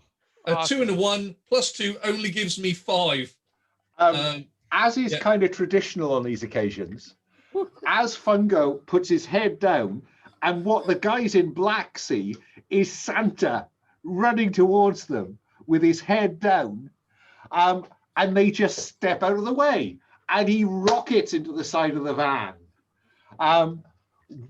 I'm going to just give you wounds, as I usually do when you headbutt objects. Take through 3 wounds. And we see Santa kind of stumbling away from the side of the van. I think that's the perfect opportunity to take a short break. Is 5 minutes long enough? Yeah. Sure. Okay, let's be back in our seats just after 5 past. Velura tells Kit, he's been doing this all day. I just want to say that's probably only the second weirdest thing anybody has ever seen a Santa do. Probably true. See you in 5. Okay, back from our last break. Just as a bunch of sinister men dressed in black, and I don't think I mentioned that they all have one of those little kind of earphone things, little wires, and they are armed. Shelley, you will notice. You spotted them first. You have the best point of observation from being a magpie.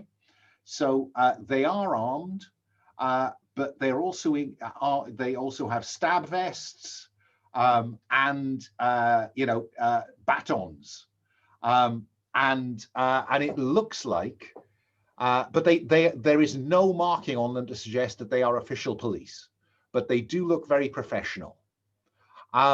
And having seen Santa, who they will assume is drunk, charge the side of their van, they will now set about. And it's very clear that they are taking the side of the skinheads against the anti-capitalist protesters. So, Shelley, you see all that from your point of view up in the tree. What do you do?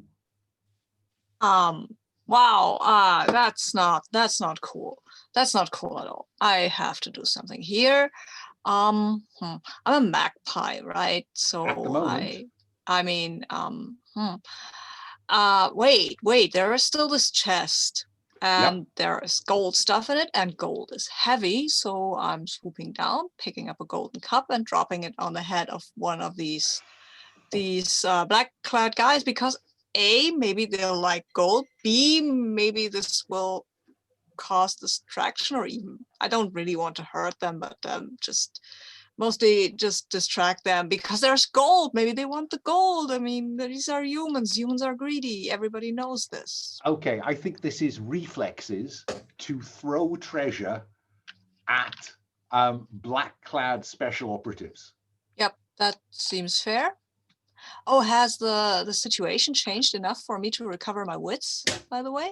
I think it's ongoing. So no, I think you're ongoing kind of stuck until with this, that at this moment. Until the situation changes. Yeah, and I don't think it's changed enough. Okay, fair enough. I don't need my wits anyway. No, I need my reflexes, and it's a good thing that I have them, because with my reflexes it is a 7. Okay, so you successfully distract one of the black-clad arrivals, and again, I'm going to say that there are half a dozen in each van. No, there are 4 of them in each van. I think that's enough. But there is a cost to that, Shelley. Which of the physical mental task costs do you want? Consume some resources, equipment, time, wound points. I don't see. No, I don't want that. Attracts attention from creatures' factions.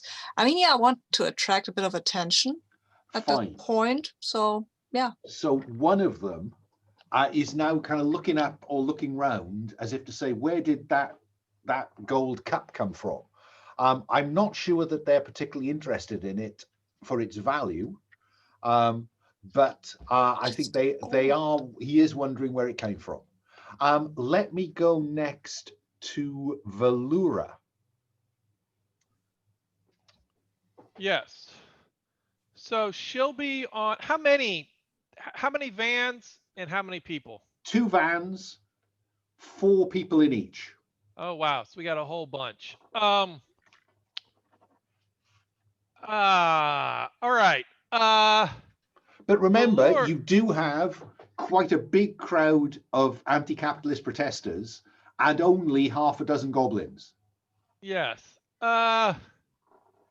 She is she would like to do some sort of Indiana Jones from the top of the van, slide into the driver's seat. If someone's there, kick them out. Oh, I mean, it's too cool not to have you just kind of go off the top of the van and just dive in through the open driver's side window. Yeah. All I want is reflexes. Unless you've got a better idea. No, I like that. Let's see what we got. 9 minus 1, 8. 8. So you manage that. You are in the driving seat, but which of those costs for a physical mental task do you want to take? All right, let me look at these. 3 wound points, attracts attention. Oh, jump into a car? That sounds like a Gloom event. Okay. Well, tell me what you think, Alan. It could either be attracts attention, right? Because they don't want that, or you see or touch something from a dream. What is it and why does it affect you? What I'm thinking is, right, the goblins just came through. This is like a ley line place. There could be more. Okay. I think that if you take that one, I will give you -1 forward because you are distracted by, maybe you had a dream where goblins appeared. Maybe you dreamt about the time on the mountains when you encountered the fairies, but now it's all goblins. Yeah. Well, how about that? She realized she had a Gloom event in a dream, which did tell her something, and she kind of realizes something about this whole situation. That we'll say the Durek is running guns. How about this? How about this organization? They're trying to extend their influence into the Gloom. Okay. So maybe there's the whole Gloom event. People are trying to get guns to do their thing, but they don't realize they're being played. Okay. And I think that all of that distracts you for a moment. So you have -1 forward for your next action. Let me go next to Kit, who's on top of a different van. Now the van is parked, right? It's just come to a stop, and 4 guys have clambered out. Yeah, and we're parked in this plaza square where Antifa protesters. You're at the back of the cathedral, away from the squares. Oh, all right, all right. And you are still surrounded by a sphere of silence, so nothing that's going on here is attracting attention from the general populace. All right, okay. Well, that changes my ideas a bit, but that's okay. That's fine. I'm going to, they've come out on the back of the van, and do I one from the driver's seat and 3 out of the back of the van, or actually side doors? I think I imagine side doors sliding open and then coming out. Can I suss out their intent of what they're going to do as soon as they sort of walk away from their van? Or will they run from the van and start attacking the anti-capitalist protesters? It's clear that they're siding with the skinheads Okay, or all the right. goblins from where you're sitting. Let's see. All right. They look like well-trained private security. Hmm. All right. I guess. Yeah, we're just sort of is there a leader of some kind? You know, I'll tell you what. Why don't I let you roll to see what you can spot? Yes, that would be great. I will try to. Yeah. I think this is probably wits. Because you know there's a degree of chaos going on. I think trying to work out something is wits. Absolutely. Yeah. Let's go wits. I see my wife's having fun. I was going to say Jammy's having a good time. Yeah. That is a 7. Okay, so on a 7, you spot someone who appears to be hanging back and just catching an eye and saying, you know, go that way, go that way. But what is the cost of your success? The Do you cost of attract my his attention? Yeah, let's do that. I mean, or her attention. Let's make it more interesting. So the person in charge of this bunch of security is a woman, tall, blonde, athletic, and she spots you on top of the van and starts running towards you. Meanwhile, Fungo, you've kind of, you know, shaking your head off as you usually do in these circumstances. Not again. All the guys are ignoring you, all the security are ignoring you and wading into the anti-fascists, anti-capitalists. You're kind of just sat there on the ground next to one of the vans looking up at a dent you've made. What do you do? I'd like to try and topple the van over. Use my monstrous strength, sort of like. So basically, as you said, the doors open at the side, so I sort of fell into the van. So I'd like to sort of get out of the van and put my hands underneath the lip. I thought you might be really interested to know what's in the van. Tell me what's in the van then. A load of guns. Boxes of guns. It's a surprise. I take it there's now a sort of melee going on, is there? Yes, around you, a melee. Yeah, I'd like to try and flick this van sort of over, so then the door is sort of on the roof. Yeah, hopefully this is not the one with Velura in it. I'm assuming it isn't. Okay. It is let's be clear. Oh. Is it the one that Velura is now sitting in the driving seat of, or is it the one on the roof of which Kit is standing? Velura in the driving seat. Well, okay. As long as you're using your head to lift it and not your hands. We'll see. I haven't got much luck with this. Okay, let's see a physical roll with might to see if you can do this. Of course not.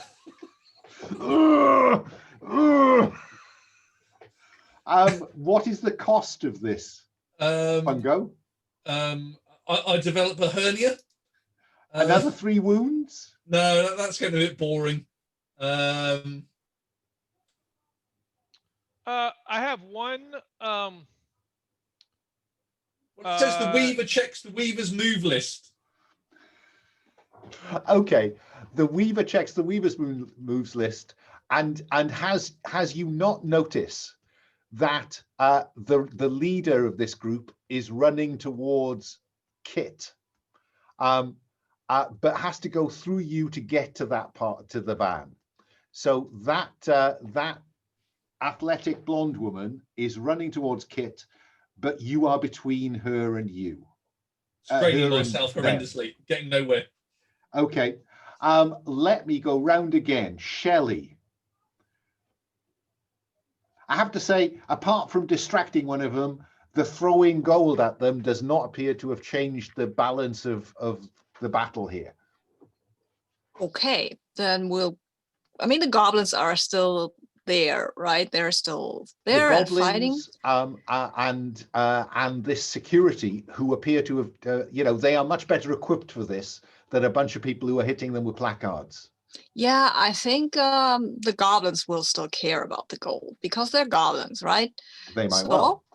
I will grab some sort of necklace, fly up, fly around before a goblin so it can see that I have this golden thingy, and then I'll fly over to one of the security guys and throw the necklace over their head and see what happens. Okay, so I think that's reflexes again, unless you've got something better to offer me.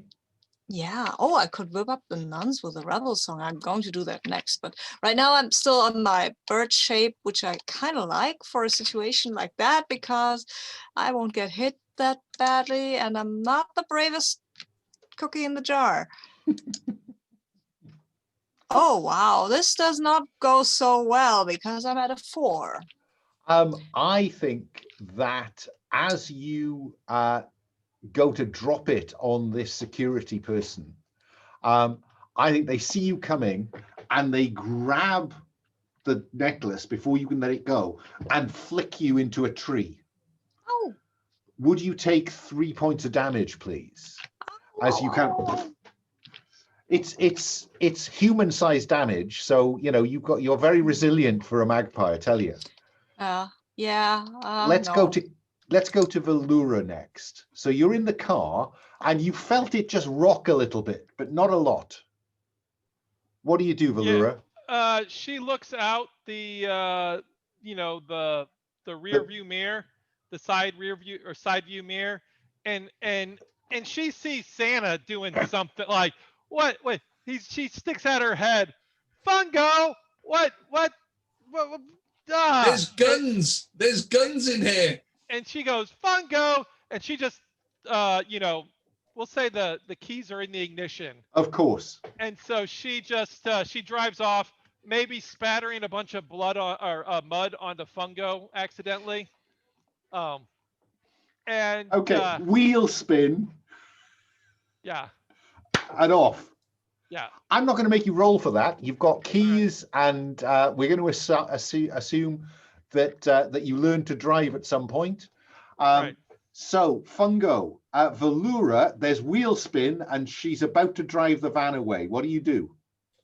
Well, I'm a lot. I have shouted sort of forwards. Hopefully, Velura's told me that there's guns in here.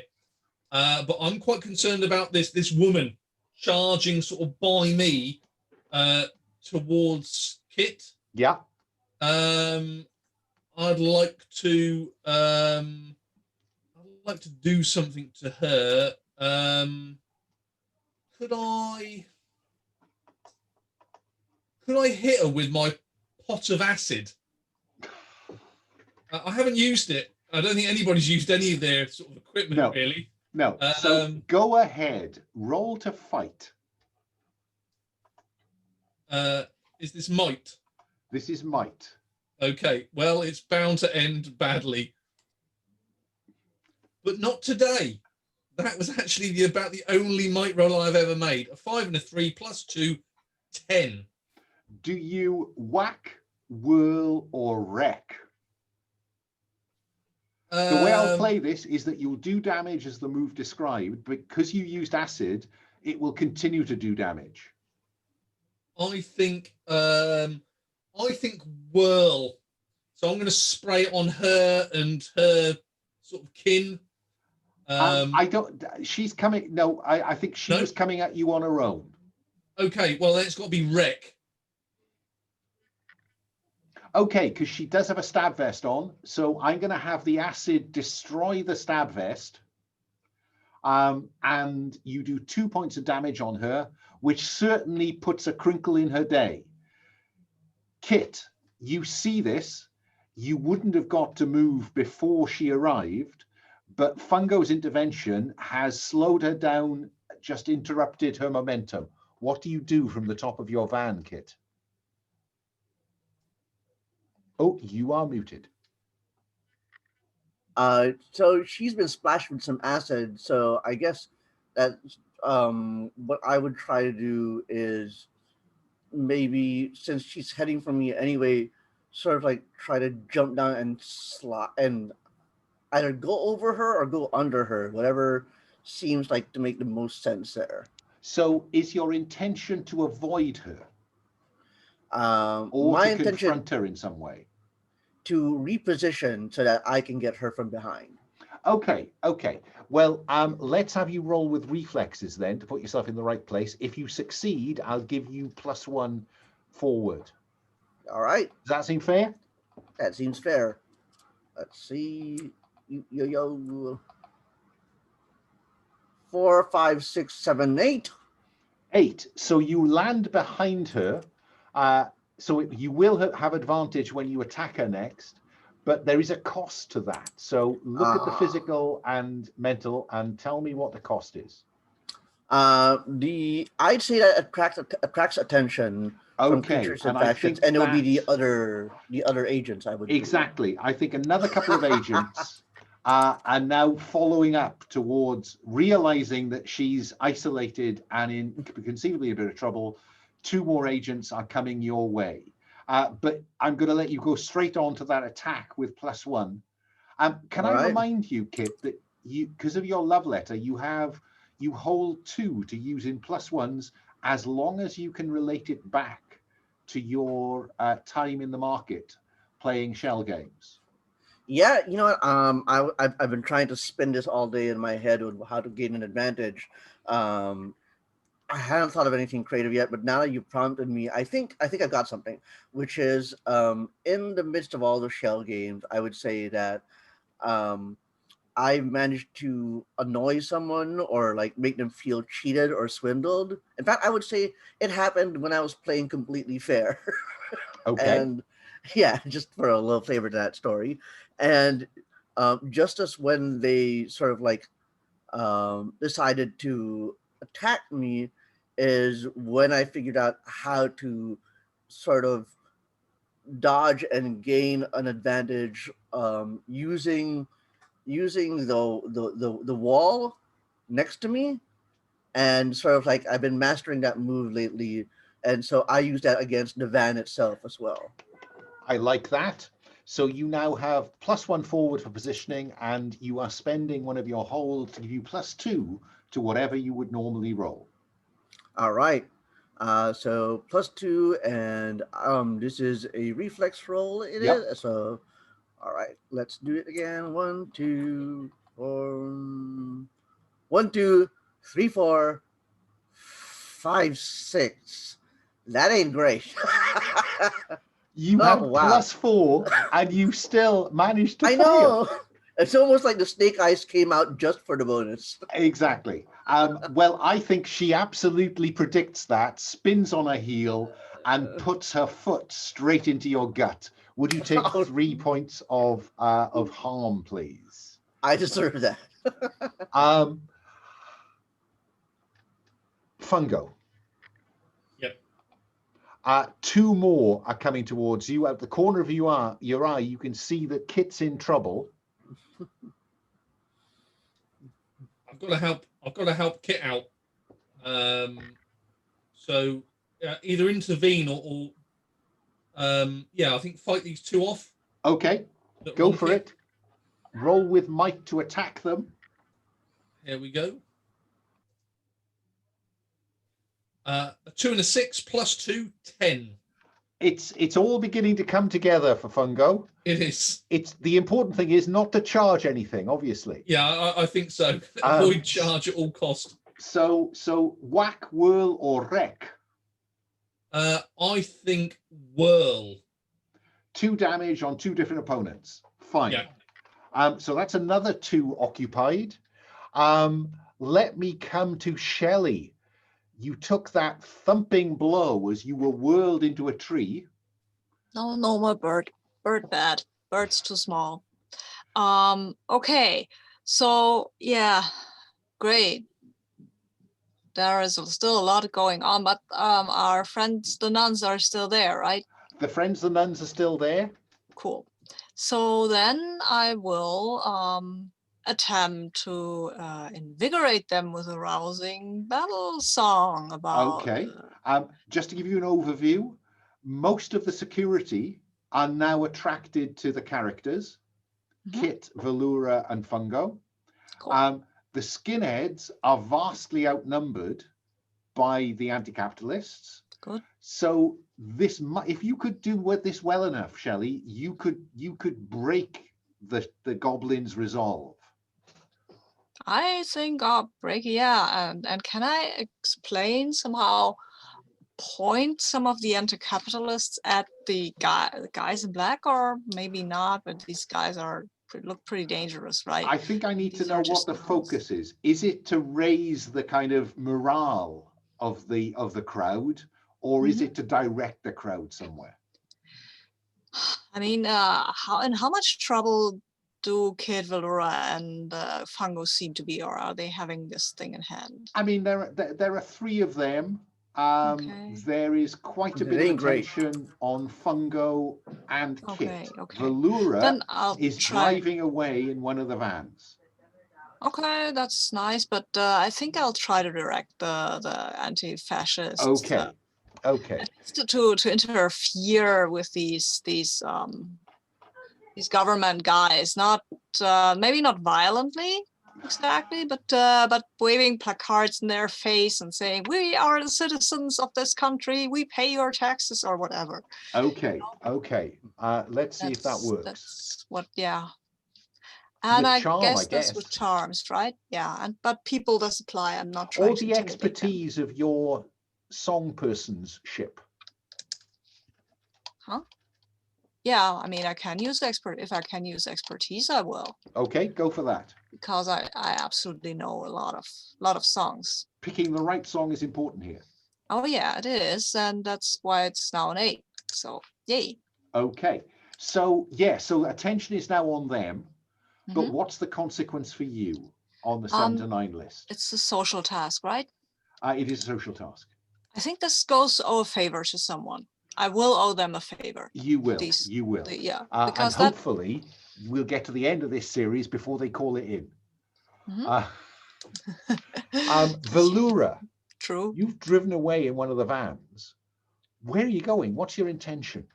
Well, I wasn't thinking of necessarily driving away, but being able to use the van in the situation. Okay, so tactical driving. Yes. Okay. And so you mentioned that the goblins are pretty much taken care of. They're busy. Yeah. They were with the crowd, but I have to say Shelley has now drawn the crowd towards security, so the goblins are not under the same pressure they were. Okay. I am going to drive to the goblins, and I'm going to assume they can see me, that I'm a member. And I'm going to try to talk some sense into them. You know, I'm going to say, don't you, that their interactions are letting these others have influence into the gloom. Okay. So and what do you want them to do? What I'm thinking of is get in the van and let's fix this. You know, I'm trying to, get them on my side. Okay, I think I need to know what that means to them. Yes. What, you know, okay. is that leave? Is that fight for you? Right. No, what I'm trying to do is convince them that these other black ops people are not that they should be dealing with. We need to take them out and find out what's going on. Okay, so let's have you roll to charm them. Yeah. Let's see. +2. What could go wrong? Bam. 6 + 2. That's an 8. Okay, so they stop to listen, but what's the cost to you? Yeah. My cost. Let me see. Over favor.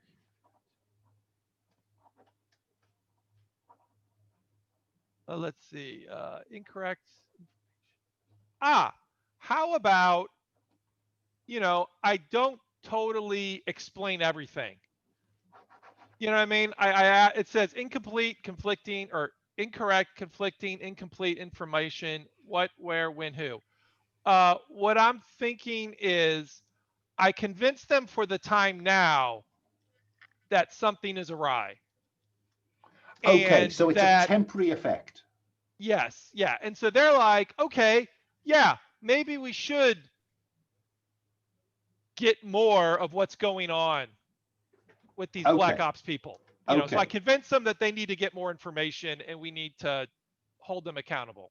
Okay. Well, I think then what they're doing is scooping treasure back into the chest that Shelley's been helping herself from. That'll occupy them.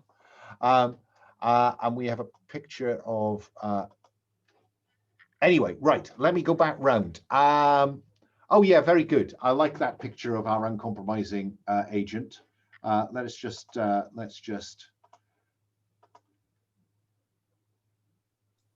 There we go. That is the ponytailed agent that we now have engaged with Kit. So let us go to. I know what Velura's doing. I know what Shelley's done. What does Kit do faced with this uncompromising security agent who's taken a bit of harm? I don't want to suggest, Fungo did a bit of damage on the way. So Kit, what do you do? You're muted. Am I still on my back with a boot pressed on me, or? Well, I think she kicked you, and I think you could, you're either back against the van or on the ground. You take your pick. I'd say back against the van. That's just a little more interesting to just go like flat and sort of like it forces me to sit up. And I'd say Fungo is already keeping her occupied, right? Fungo's occupying the other two that were coming your way. Okay. In that case, then I will. Let's do another go at this. All right. This time I'll just no more sneaky tactics. I sort of communicate that to the agent, with a glint in my eye, and sort of just go for the kidneys. Okay, let's have you roll to attack then. Remember, you still have +1 for your using a wall as leverage, and you have your back to what amounts to a wall. Sure, why not? So you have +1 as well as whatever you would normally roll. I'm a little superstitious about that little +1, but let's see what happens. Right. 6, 7, 8, 9, 10, 11. Yes. Finally. Okay. Do you whack, whirl, or wreck? In this case, I think I would like to wreck, which I guess will bring down her armor. Well, to be honest, Fungo's acid has disposed of her armor. I think we probably saw her tear it off, lest she takes some damage from it. All right, then knock her down. Just like get her flat on her butt. Okay, so you do 2 harm and you knock her on her butt. Fungo, the 2 guys that were coming to her rescue, what do we see you doing with them? I'd like to push them into the crowd, of anti-fascists, basically, so they can just sort of like grab them and tear them down on the ground and do whatever anti-fascists do. Is this maneuver them or throw them? Let's go with might. It's got to be throw. Okay, let's have you roll with might. There we go. Winner, chicken dinner. But it is a double. It is a double. What I would suggest is that if we treat that as an attack and a whack, that is 2 damage and knocked backwards. I'm going to have you throw both of them into the crowd. Excellent. Yeah? Yeah. And I think the goblins are beginning to see the way this is going. They're seeing their supposed human allies being knocked about the place. Shelley, what are you going to do? Okay. So, what's the situation right now? There's you a have cat. Velura has driven one van to near the goblins, Okay. and they are stopping to talk to her. Okay, The fine. crowd is focused on the security folk. Okay. And you've just seen Fungo literally throw one of them into the crowd and dodge the other one. Okay. And Kit has knocked the chief security onto her bum. Okay. So I think what I'll try to do is to look out and see if I can figure out one of the or more of the security guys who aren't really all that much into, oh, we have to fight now these unarmed people, and why are we even doing this? And maybe talk to them and get them to leave us alone. I think because they're all engaged with just fighting off the No, crowd, okay. it's difficult to kind of have that kind of logical conversation with them. Okay. So everybody's struggling here. Okay, fine. I've got an idea. There is a cathedral. Cathedrals have large bells, right? So I guess I've got to get up there, ring the bells, and call for some Christmas cheer. Yay! Because this is Christmas, people. We're not supposed to fight here. Okay. So far, of course, there's been this kind of sphere of silence that has kept you all isolated from the rest of Salisbury. So Yeah. I'm just looking at the clock now, and I'm saying I'm going to let Shelley start ringing the cathedral bells. Yeah. And to be honest, I'd reached the point where I think that the remaining security, faced with a crowd of people and having taken the harm they have, I think they are struggling again, just piling people into the back of the second van and driving it away. And I think at the same point, Velura, I think the goblins have seen that this is not the right time for this exchange. And so they're gathering up their chests and they're scurrying off into the darkness unless you stop them, Velura.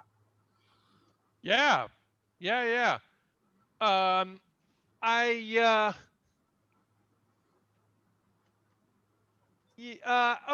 about can I use ward to halt their advance? Or their escape. Escape. Yeah. It's fine. It's You want more to of keep a them static here. area. Yeah.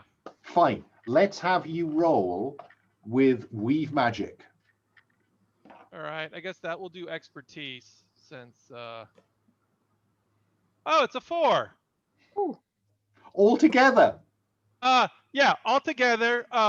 And what you do is you see Velura put her head down and start headbutting one of the standing stones.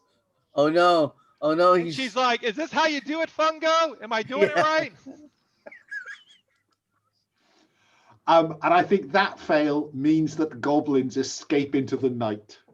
That's not how you do it. That's the point. That's the point at which, and this is a kind of programmed reaction. The cone of silence disappears, and we hear the bells of the cathedral begin to ring. And the only way to get a crowd of Brits to begin to display the spirit of Christmas is that it begins to ring out. So here it is, Merry Christmas, Slade's 1974 hit. And suddenly we still have Velura in a van, but the other van is driving away, and the nuns and the anti-capitalist protesters all begin to sing along to the rhythm that Shelley is churning out on the bells. And I can't think of any way to get us any closer to finished with about 15 minutes to run. Normally, I pride myself on trying to complete an arc, but I think that I've been defeated. If only I'd had 5 sessions, I shouldn't have fallen over and lost a session. So look, before we do Roses and Thorns and give Blake some feedback, I'm going to stop the recording.